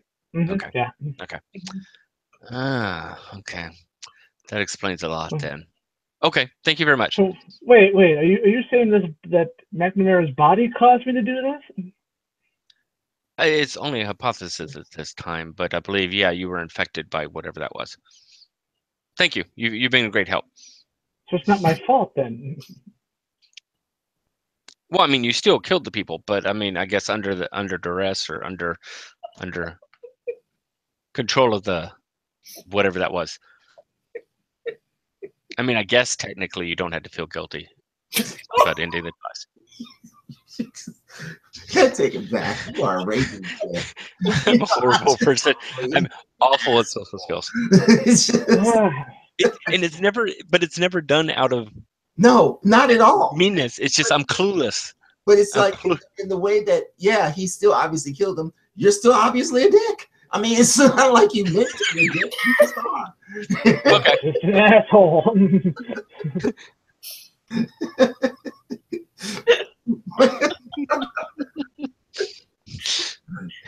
Oh man. Yeah. Hezekiah has long since fled the scene of was nothing to do with it. He already has. Well, I gotta get away from this. I don't want to see it. Yep. Going to see Miss. I know how badly it's going. Witnessing this. Mm.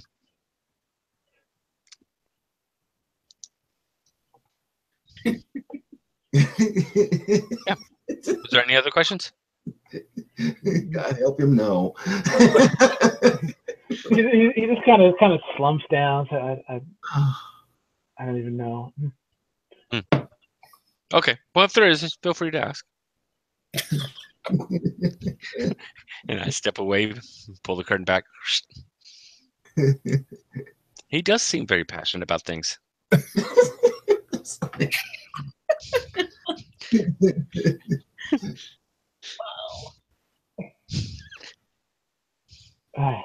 Wow. Oh. Okay, so you guys were going to go find Miss Featherston then. I fled that nastiness. Fled this hot mess in a hurry. Yes, I did. Oh well, I'm assuming that you're not hard to find, Miss Featherston. Oh no. In your study. She's probably taking a stiff drink after all of that.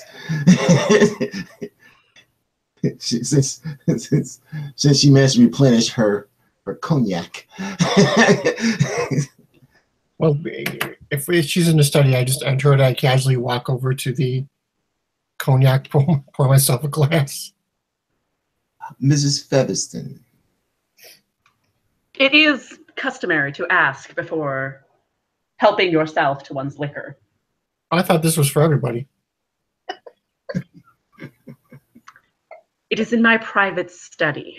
I wish to be enlightened about what about that implies it is for everybody. I thought this was everybody's study.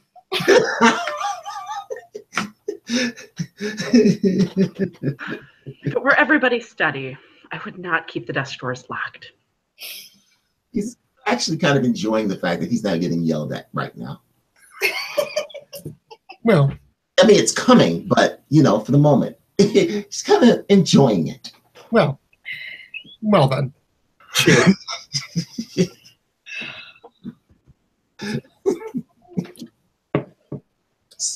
So, in an effort to diffuse what's obviously becoming a tense situation, the gentleman, the body that we sent was actually the second, the murder victim outside of the tavern.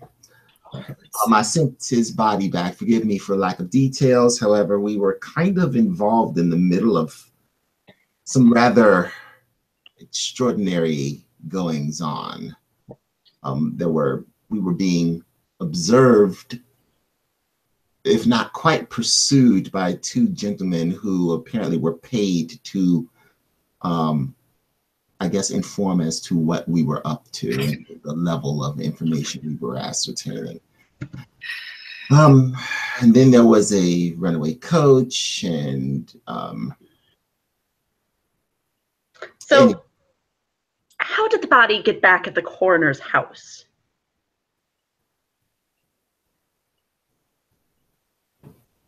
Wait, I'm sorry, back up. Say that again. How did the Irishman's body return to the coroner's home? That's not where we found the body. We found the body in the hospital. And where did I send you? You sent us to the coroner's house.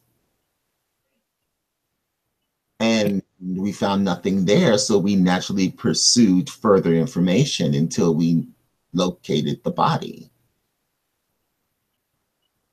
Which was being guarded?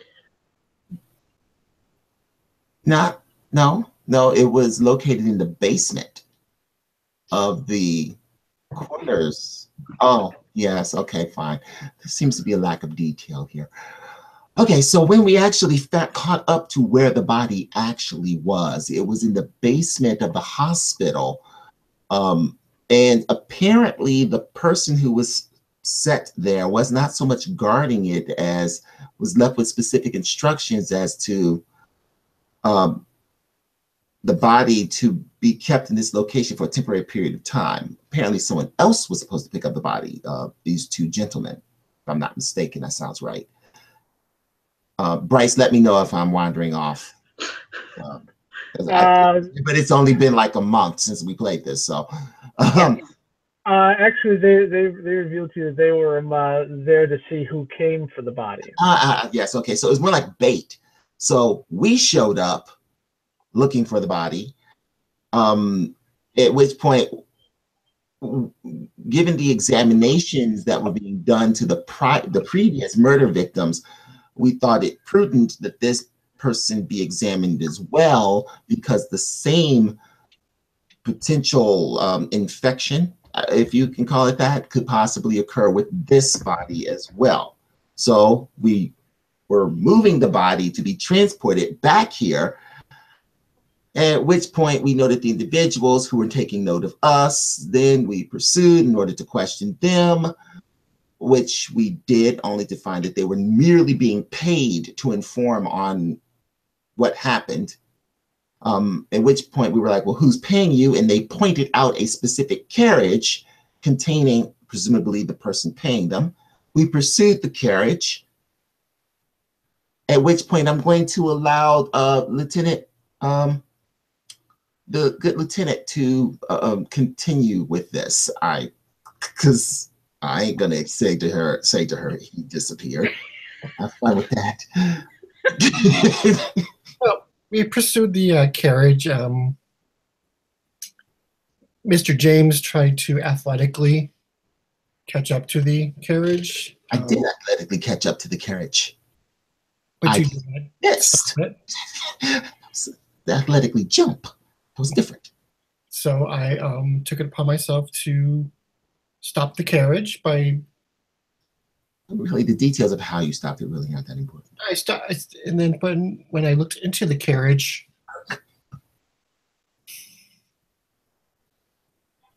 all I can describe is a tunnel of blue light, and then nothing. And then when we re-examined the carriage, we found this ring with these markings, which I've seen in the Zulu War.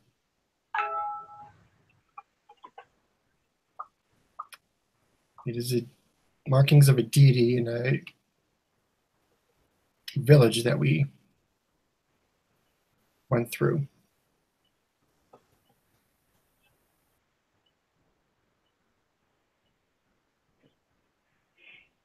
Well, this story is astonishing, to say the least. Yes. So you found nothing of note at the scene of a murder. You decided to creatively pursue a loose end you let slip earlier, caught yourselves in a trap, and sent me a body of someone who is not connected to this trap at all. The body was the trap. They were waiting to see who would come and claim the body before they disappeared. And pour some more In coal. a cloud of blue smoke. Nope. A tunnel of blue light. Ah. Mr. James, did you see this tunnel of blue light?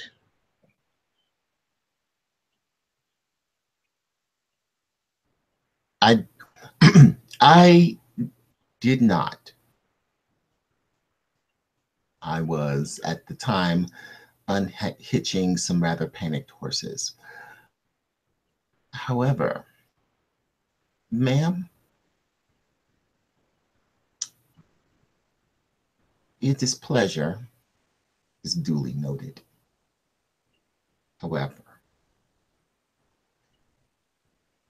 we are and have ever been your faithful employees. We are not prone to exaggeration, falsehood. We do not manipulate truth. We state what we see as factually as we can. It would be greatly appreciated in light of the considerable trouble, however deserved that trouble has been for what has, I imagine to you, has been an incomplete job. It would be greatly appreciated if you would accept, insofar as it is as you can, the full and complete details of our report to you.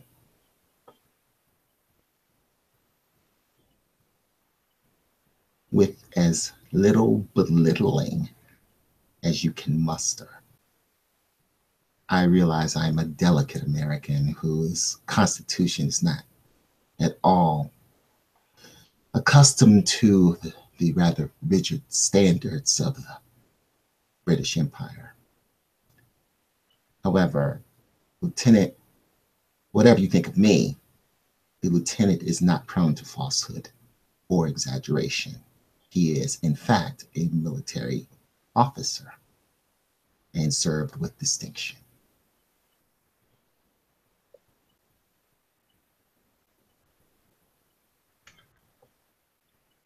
With that said, I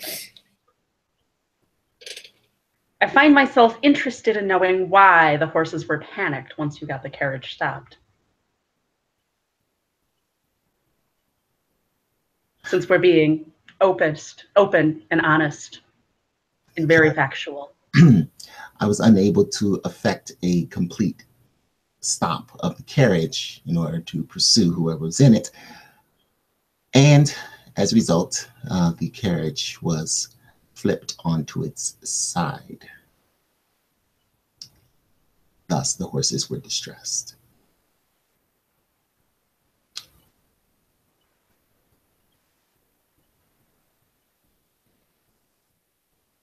I see.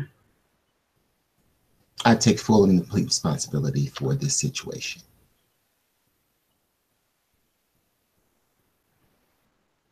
Now, I feel like you don't need to go quite that far, Mr. James. Who brought the body into the hospital? That is unclear, though we believe it to be did the two gentlemen that I interrogated say that they brought the body there? I can't remember that. No, the ones that you interrogated just said they were there to observe whoever came for the body. From what you've been able to tell, a couple of police officers brought in the body, and at the very least, they were identifying themselves as the missing officers. It was officers Wilfred Jackson and Lloyd Alexander. They're the ones that threatened the whore and brought the body. And... Yes. Okay. All right. So yes, those two.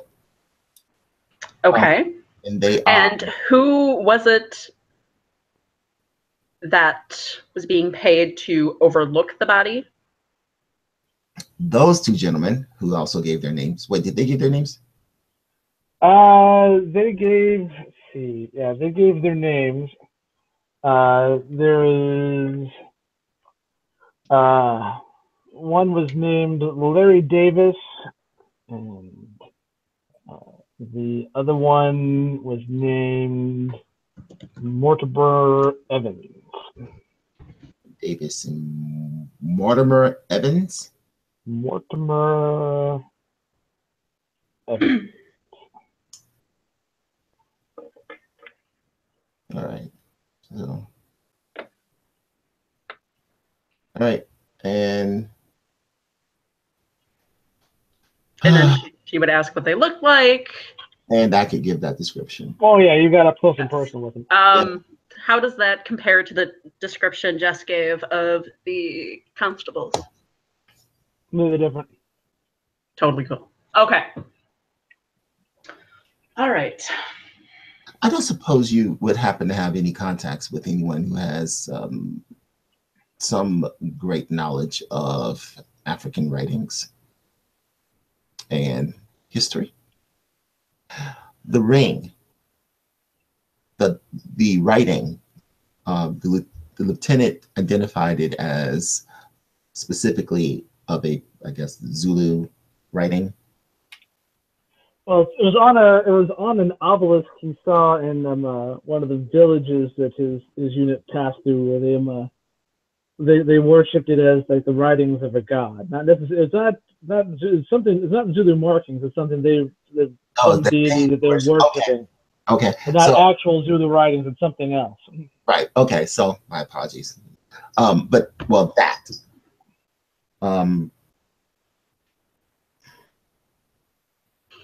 Since this is beyond our expertise, I would suggest perhaps looking into the dossier of one Mr. Harold McNamara. McNamara? Words. They're too many syllables. That guy. Harold McNamara. And see if he had any ties to Zulu culture. Or obelisks in a Zulu village. Okay. We can get right on that. I leave. I'll just go ahead and handle that now.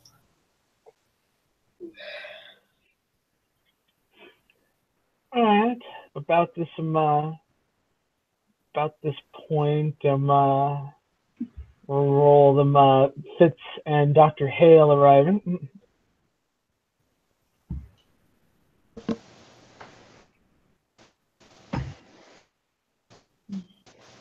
Why is there a curtain up in the middle of the laboratory?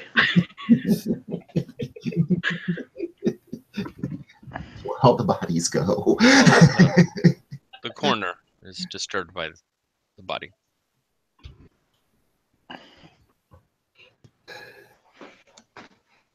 Body? Oh, yes, Mr. Someone. McLaughlin, yes, McLaughlin. The Irishman. The Irishman's body was sent here for, I guess, further examination. Oh, actually, I do come back and tell Dr. Cornwallis to be aware that the Irishman died at the hands of, well, because of the circumstances under which the Irishman perished. you might want to maintain containment protocols for he may be infected. I was considering that, yes, since this is someone Dr. Maltby killed. Thank you, Dr. Cornwallis. And he was infected by the same. Dr. Cornwallis, thank you. I appreciate your assistance on the matter. I turn around and leave before he can actually more. Americans are quite abrupt. Oh,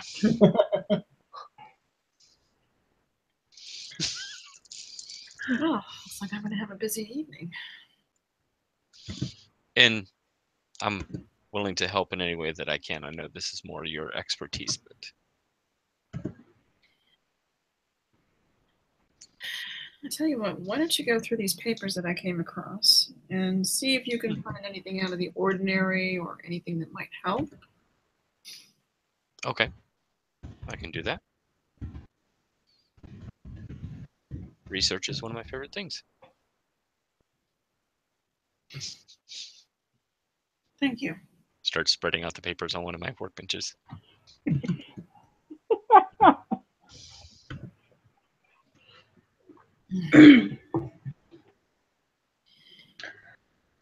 I do ask the coroner about the little decoration in the margin of his notes. So he kind of looks at it, and kind of an odd look gets over his face, like, yeah,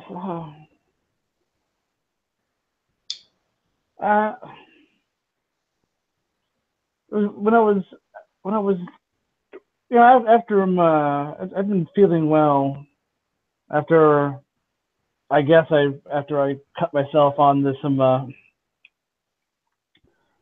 the McNamara fellow's corpse and was infected by whatever it was causing me to go on this murderous rampage. I just couldn't get him. I couldn't get that out of my mind. It's just that's the thing, like like a song stuck in your head or something like that. Yes. It was like that. It's just kind of, but it was like, it's just like glowing though. It's like twisting and glowing. It's like when I close my eyes, I would see it. I guess I just must have idly drawn it. So it's nothing you had seen prior to your interaction with McNamara's corpse? No, I've never seen anything like that before.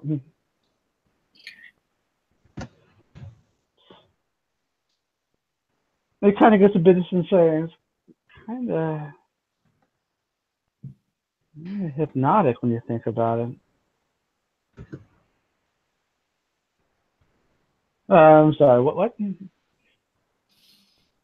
Well, if you recall what it might be, or if you have seen it before, please let me know. Sure. Yeah, absolutely. I want to cooperate fully and whatnot. What was that? So we greatly appreciate that. Well, yes, I want to help. As long as you guys, put in a good word for me and explain to whoever you guys send me over, what really happened, when this all went down, right? And was that stuff that whatever it is that was on McNamara's corpse that caused me to kill those guys? You better tell them that, right? Oh, it'll be all in our report. Well, okay. Well, good, yeah. But if I am, if I think of anything else, I'll let you know. Thank you.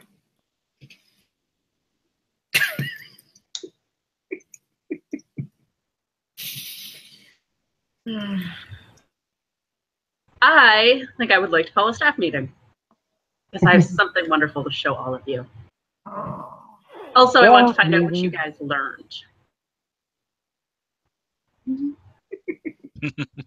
Staff meeting. Staff meeting. If you're talking, Mike, you're muted again.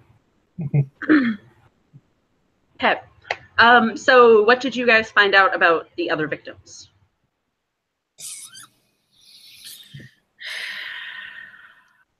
Well, just to let you know, the wife's body is being sent over so I can do an autopsy on that as well.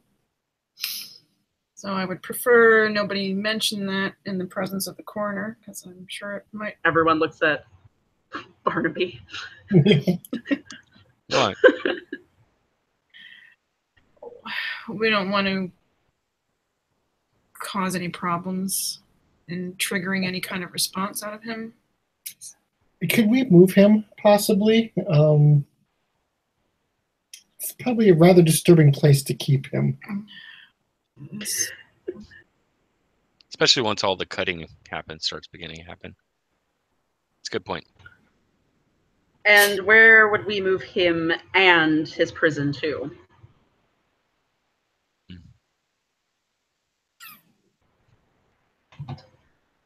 Well, don't we have spare rooms in the building here? I wouldn't want to put him in one of the bedrooms.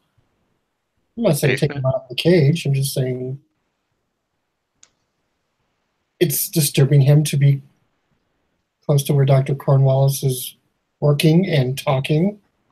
Oh, it disturbs me to be next to Dr. Cornwallis too, but that doesn't stop me.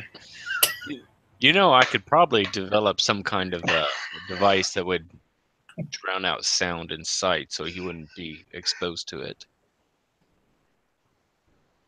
You know, if that'd be helpful. They made one of those. It's called a different room. You're muted, Mike. Hey, we can't hear you, Mike. You're muted. I guess my question is, was he transformed when he committed both murders? Yes. Mm-hmm. Yes. The wounds seem to support that. And as far as we can tell, everyone who transforms into this monster murders someone. From the limited information that we have so far, that seems to be the case. So I can't speak to the situation, given the situation being what it is. His wife was, in fact, there was infidelity. I don't know if he'd have murdered her had he not transformed. I don't know that he would have murdered her anyway. To the point, Mr. James? I guess the point is that if you are not you, technically, then can you be convicted of a crime? If That he was seems more like a not question. If he was not himself, he would not have murdered his wife and his wife's lover. Those are very intimate relationships. He's a complete stranger to commit. Precisely. I guess. Is that... But sorry, go ahead. You know what? Never mind. No, Cornwallis wouldn't stop. But would that necessarily be our role in this? Isn't that the constables and the court? That's the to decide decision of the court, right? Yeah, we're just here to catch something and make it stop killing. We're here to catch something that they can't understand and don't believe exists. And I think they would be out of their depth. If they can't investigate the actual crime, can they prosecute the crime? I would imagine they could still call it involuntary manslaughter. Okay. That's temporary insanity. That too. Yes, he's very passionate. There's no difference between him committing these crimes as a monster, as there is a man who has had too much to drink, killing his wife and his wife's lover. True, especially if it's that tonic causing it. What tonic? Pratt and Whitney's magic tonic. I just totally made up the name because I couldn't remember the name. Lewison Restorative Tonic. Pratt and Whitney. Awesome. They make tonics? Okay.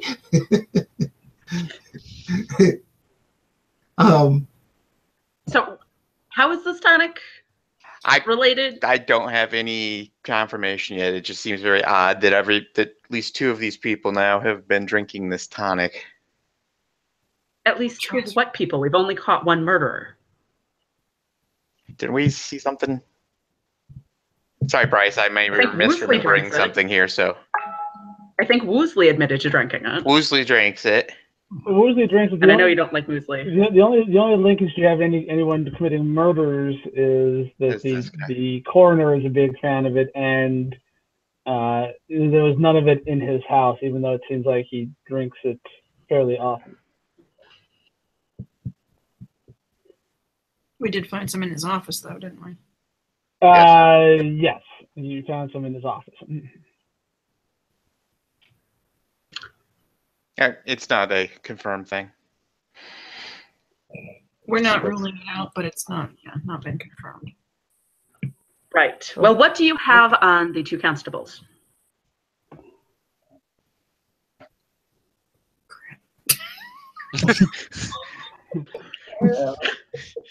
Isn't it how she just confidently says stuff, then you realize, yeah, right, we should have looked into that.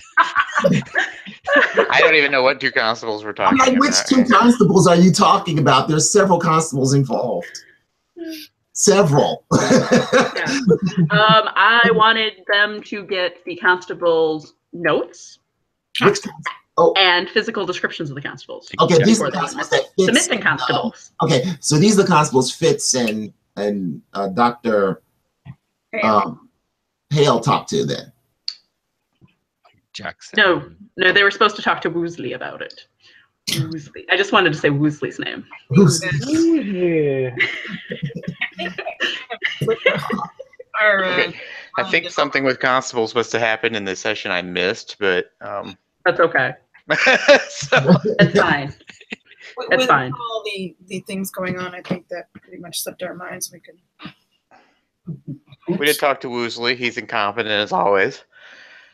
However, Fitz's memory is eidetic, by the way. Yeah. But Bob's isn't. Bob's not. Fitz remembers everything. I remember nothing. There's a certain elegance there. They can have my character remember stuff even though I don't. A nice symmetry to that. I'm moving something on here. Fortunately, I have a gift for all of you that Dr. Cornwallis and I put together.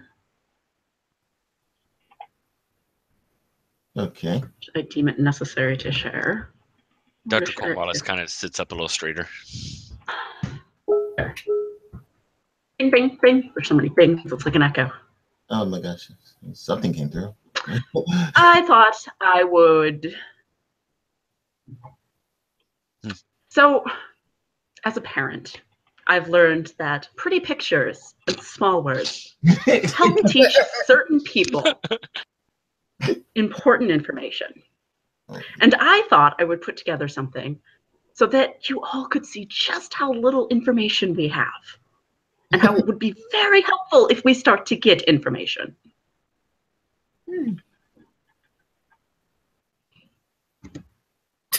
Murder board. Murder board. I'm inventing the murder board. That should actually be solid. We need pins and like strings going between things. Yeah, and, right? Of course. And drawings of victims. And a murder mystery writer. We need a murder mystery writer. And we need yarn, preferably in about 5 or 6 different colors. You guys should have access to edit this if you guys want to add information. Okay. Okay, so here's what we need to do. I already know what we need to do. We already know which estate this seems to be emanating from. Let's just go there. What?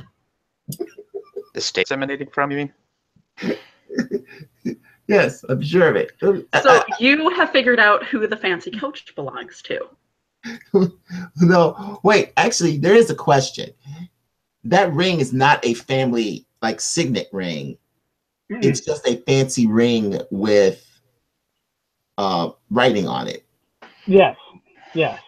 It is a gold ring with at least some of the inscriptions. Lieutenant Fogwood, the circular ones anyway. Lieutenant Fogwood recognizes as something from his time in the military. Okay. The who was that that guy that we wound up talking to who had the financial irregularities that we discussed with him? Is that Mr. Bennington? Let's see. The railroad shareholder fellow. Yes, that was It wasn't the accountant you talked to was Reginald Crandall, who was the accountant for he's the Crandall and Page, the accountant for the London Brighton Rail Company, owned kind of principal shareholder, operated by Arlie Carrington.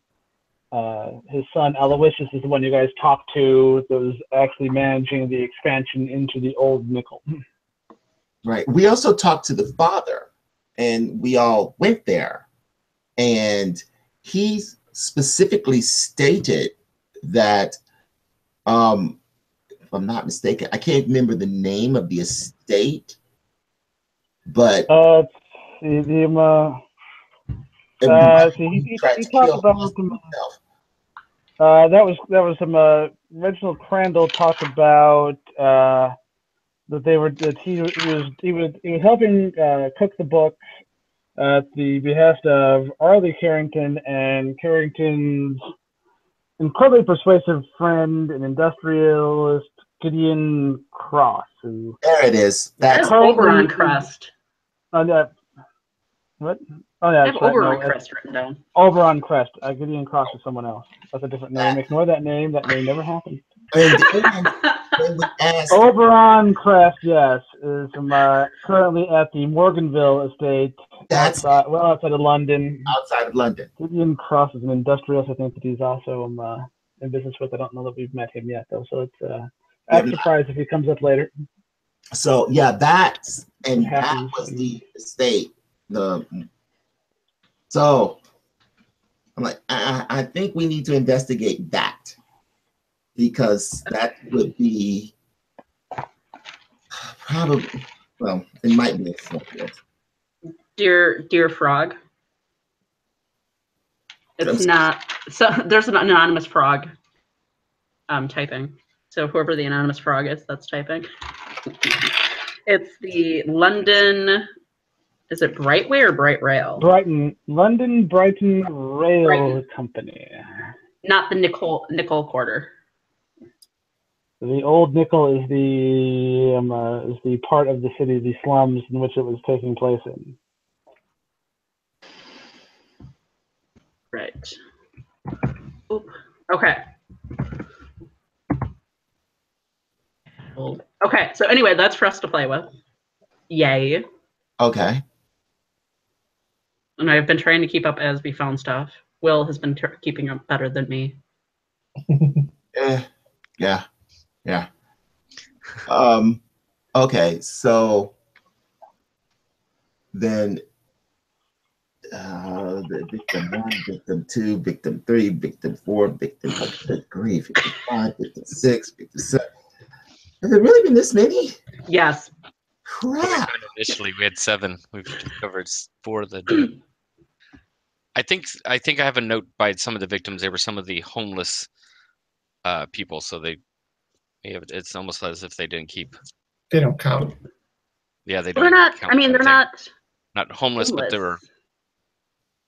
were Laborers. Like they were not important. Unimportant, poor, that kind of thing. It was Laborers.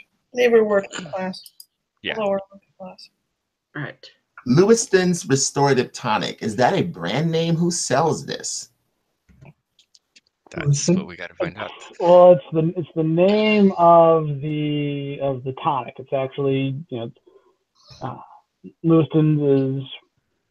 If you look at the packaging, he claims to be a doctor who has invented this miracle formula that will ward off disease, help you be healthier, fitter, more energetic, but pep in your step, help restore hair loss, help heal old wounds and old injuries, and cure all your aches and pains. It's one of those things like you got, it's like big letters, Lewiston's restorative tonic, and the picture of, like a healthy individual on the front. On the back, it's got this huge paragraph talking about, how he's put all this research into it, and it's a proven formula, and it will make your life better, and you can't live without it. FDA. So it appears to be if you believe the story on the back, it appears to be the inventor of this thing. And as for where it's available, everywhere. Everywhere. Then there has to be a centralized distributor. So we should go any place and find out where they get it from. Theoretically. Yes, if it turns out to be relevant. Right. Okay, so of the several leads that we could pursue, the ring and the I guess the who's making which estate did you say? The Morgan estate? Morganville estate, owned by Charleston Morgan is the current owner of it. So it's a quiet little thing, well outside of London, kind of on the way to the cliffs of Dover. But that's our excuse me, that's our link to Oberon Crest, who, as far as we can tell, is got nothing to do with this, except that he apparently drove Crandall insane. Okay. Though the nature of that insanity was almost exactly duplicated by, oh my gosh, the first guy.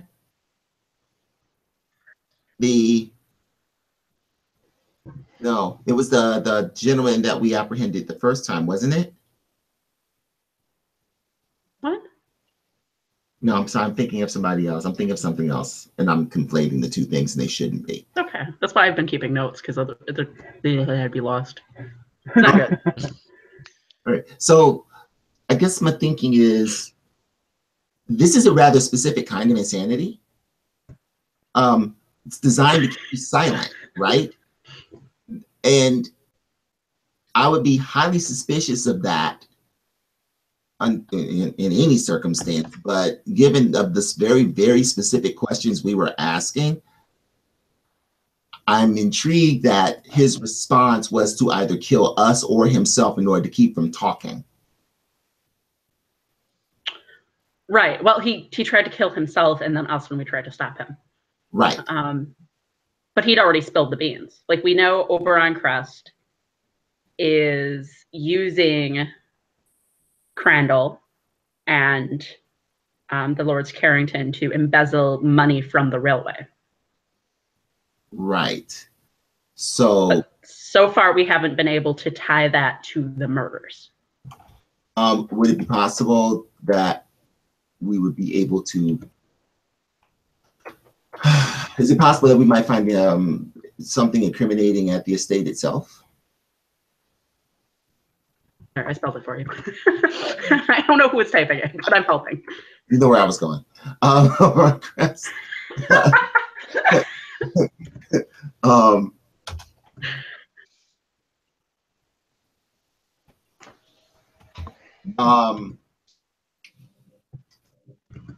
I think it may be that we may find some evidence there at the Morganville estate. Of what? I'm not sure. We won't know unless we go look. The thing is, what we do know is that a rather considerable level of resources are being redirected to his estate. Didn't we get that impression from the accounting irregularity? Yes. It's Yes. resources of all kinds. Right, exactly. So one, we can investigate, well, what are these resources being used for? I mean, it's very well possible they're building ships or something, but we won't see that if we go there. But there may be more information in the form of books, or more information in the form of someone we can interview, or possibly something more material, perhaps a witness, perhaps someone who wants to speak on it. Perhaps he'll incriminate himself, who knows? But I don't imagine that we're going to find anything unless we actually go there, because it may not be that we can tie him to these things unless we go there. Well, I'm beginning to wonder also if we're trying to find, there might be two different threads, the reason for the murder, like for victims 6 and 7, which was done by Maltby, might be completely unrelated to victims 1 through 5. And yeah, that's a possibility. It could have been he got infected and then saw his wife cheating and just struck out. Because I mean, he was affected by his examination of victims. Right. So he could be totally unrelated to the 1 through 5, and we don't really have a why those are happening. Well, or who. That he did say that he didn't become infected until after he was performing the autopsy. McNamara. Yeah. So he may be just a victim of circumstance in this case. He's just doing his job.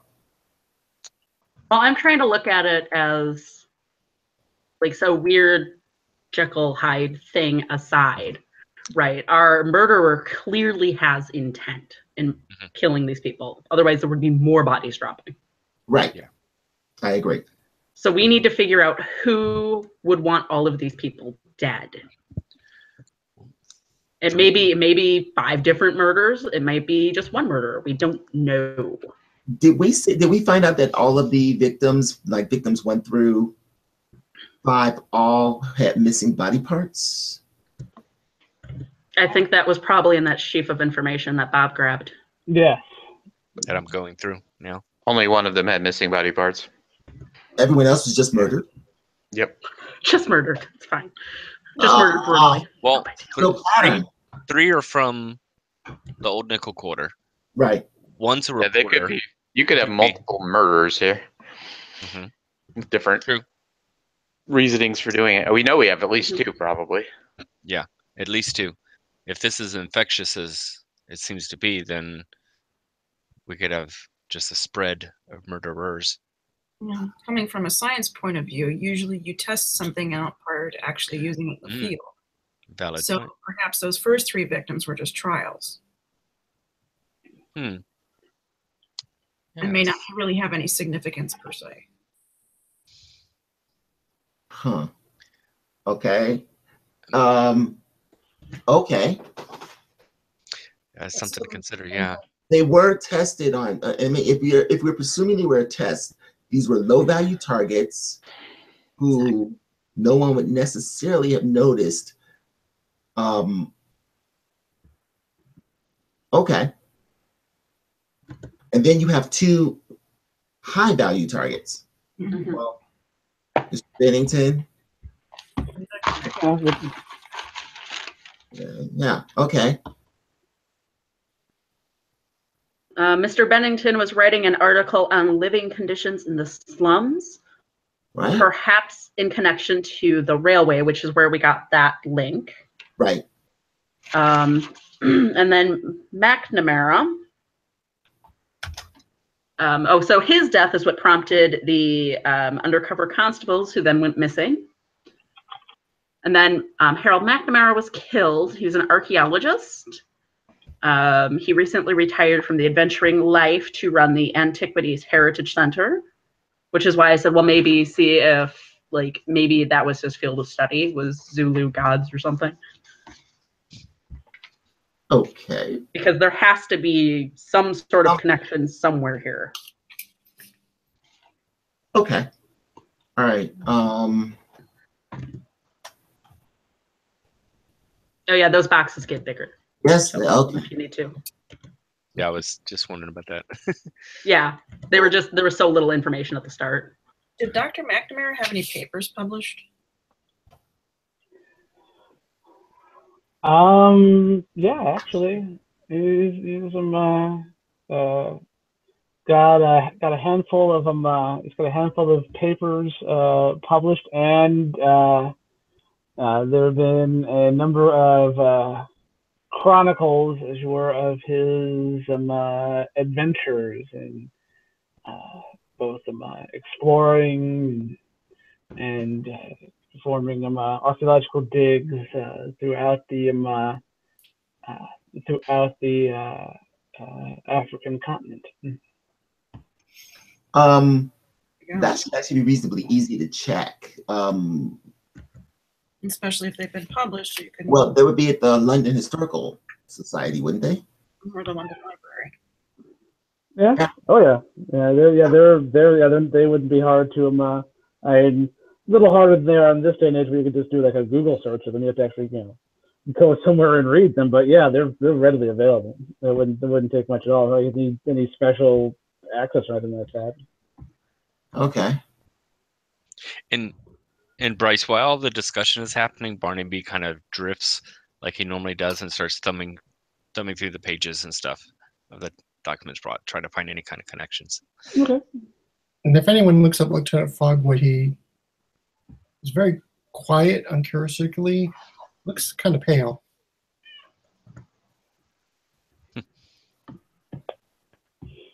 Yeah, yeah, he's definitely Fogwood's green around the gills is pretty noticeable at this point. You all right, Lieutenant? I'm quite not sure. What seems to be the problem? Feeling very nauseous and You start feeling nauseous. When I got into the meeting here after came back, talked to the doctor, talked to Mrs. Featherston, had some cognac. Have you eaten anything since you came back? No. Did you stop anywhere when you were out in the field? No.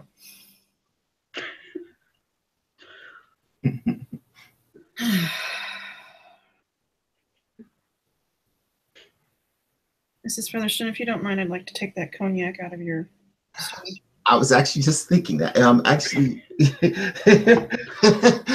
someone grab that cognac. No need. It's not the cognac? You're sure about it? Oh, it is the cognac. Oh, it's totally the cognac. Okay. I couldn't help but notice it was empty this morning after I was summoned back here.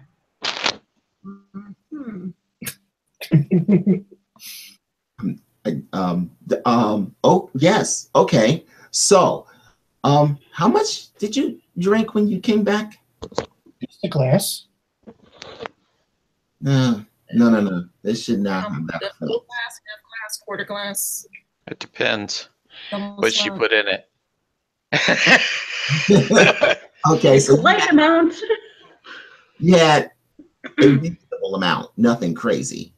Castor oil, They should put castor oil in it. Great. laxative. Oh my gosh. Okay, fine. You could just say my stuff. It's completely harmless. Stay out of my It'll pass quite soon, I suspect. Syrup of Ipecac. syrup of Ipecac. Fine. Bring our own liquor. Yeah. Guess you won't be drinking any more of her liquor, will you? Well, absolutely not. All right.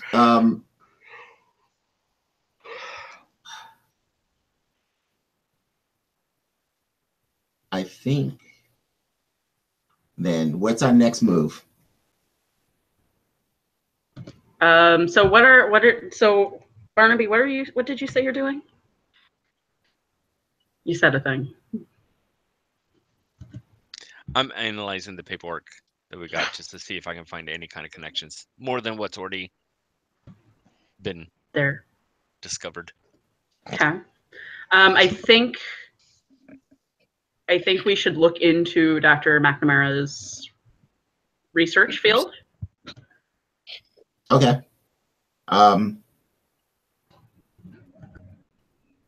Who is best suited for that? Research? Actually fits. Well, Actually. Fitz and his cat. I was just literally thinking about it. I'm like, actually Fitz, he's the one who could, look at stuff like that and notice details. It's kind of his thing. You want me to beat something in submission, I can do that, or chase somebody down, or slow someone down, or something. I can do that. Well, we also need, I'd like to find out for sure what Mr. Bennington was researching and what he may have stumbled across, because it seems an odd target. Okay. Yeah. And he does have a connection to the old nickel quarter, too. Still can't hear you, Will. And he has a connection to the old nickel quarter. Okay. So we need to, Dr. Cornwallis, a task for you. Yes. The lieutenant saw something odd in the carriage they were pursuing earlier. Ooh. I think you would be the best one to investigate that, as well as see if you can find a maker's mark on the carriage. Something such as that must have been custom made. Very. I do like the sound of finding something odd. Yes. Okay, so who is looking into what? We need to go back to Woosley and see if we can get descriptions of our constables and what they had last reported. And Fogg would do that when he's feeling a bit better. Well, Fogwood has to go with Cornwallis to investigate the carriage. Because he's the one who saw it. Oh, yes, yes. True.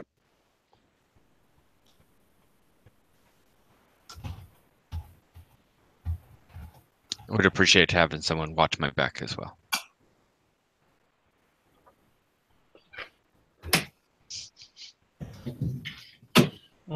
So Fogwood and Cornwallis are going to go investigate the carriage. Okay, where do you feel comfortable, Dr. Hale? Well, I'm going to have 2 autopsies to perform, so. Okay. All right. Then I guess I can go with Fitz. Who knows? I do think at this point we really should not wander anywhere alone, as we've clearly fallen under the eye of somebody. Okay. So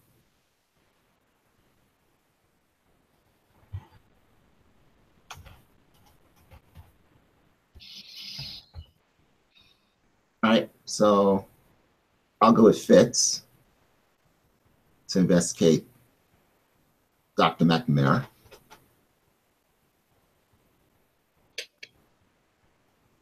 That's everyone, right? Yeah, Yeah. looks like it. What about my cat? The cat can sniff out the trail. Critical. The cat's got the reporter. And then I will, after lunch, I'll go talk to Inspector Woosley. Should be safe enough in the company of an inspector. Unless he's working with them. Okay. Woosley. Woosley. No one would attack a lady of standing. Should be fine. Right. Yeah, yeah. Right. I'm not going anywhere sketchy, unlike the rest of you guys. We wouldn't think of it, Mom. About our other guest. Inappropriate. Yeah, couldn't possibly go off the rails. No. No. Fine. It'll What are be you talking fine. about? Yeah. Well, a little earlier than we usually end here before. Sort of given that we're embarking on another big phase where everyone's going in a wide variety of directions, this seems like a kind of a logical stopping point before we get too far involved with everything. We can pick up next time as everyone goes out into the world to investigate and whatnot. Okay. Good. Yeah. This is a painful one. Good grief, my head hurts. Well, yeah, it's a little different vibe than usual things. A bit more investigative with it this day. The murder board should help. Yes, the murder board should help, actually. Now that we can. I kind of feel like doing a Brandon, like, I quit. I don't want to do this anymore. No, don't do that. No, if it's that bad, then no, I don't want to do that. It's fun.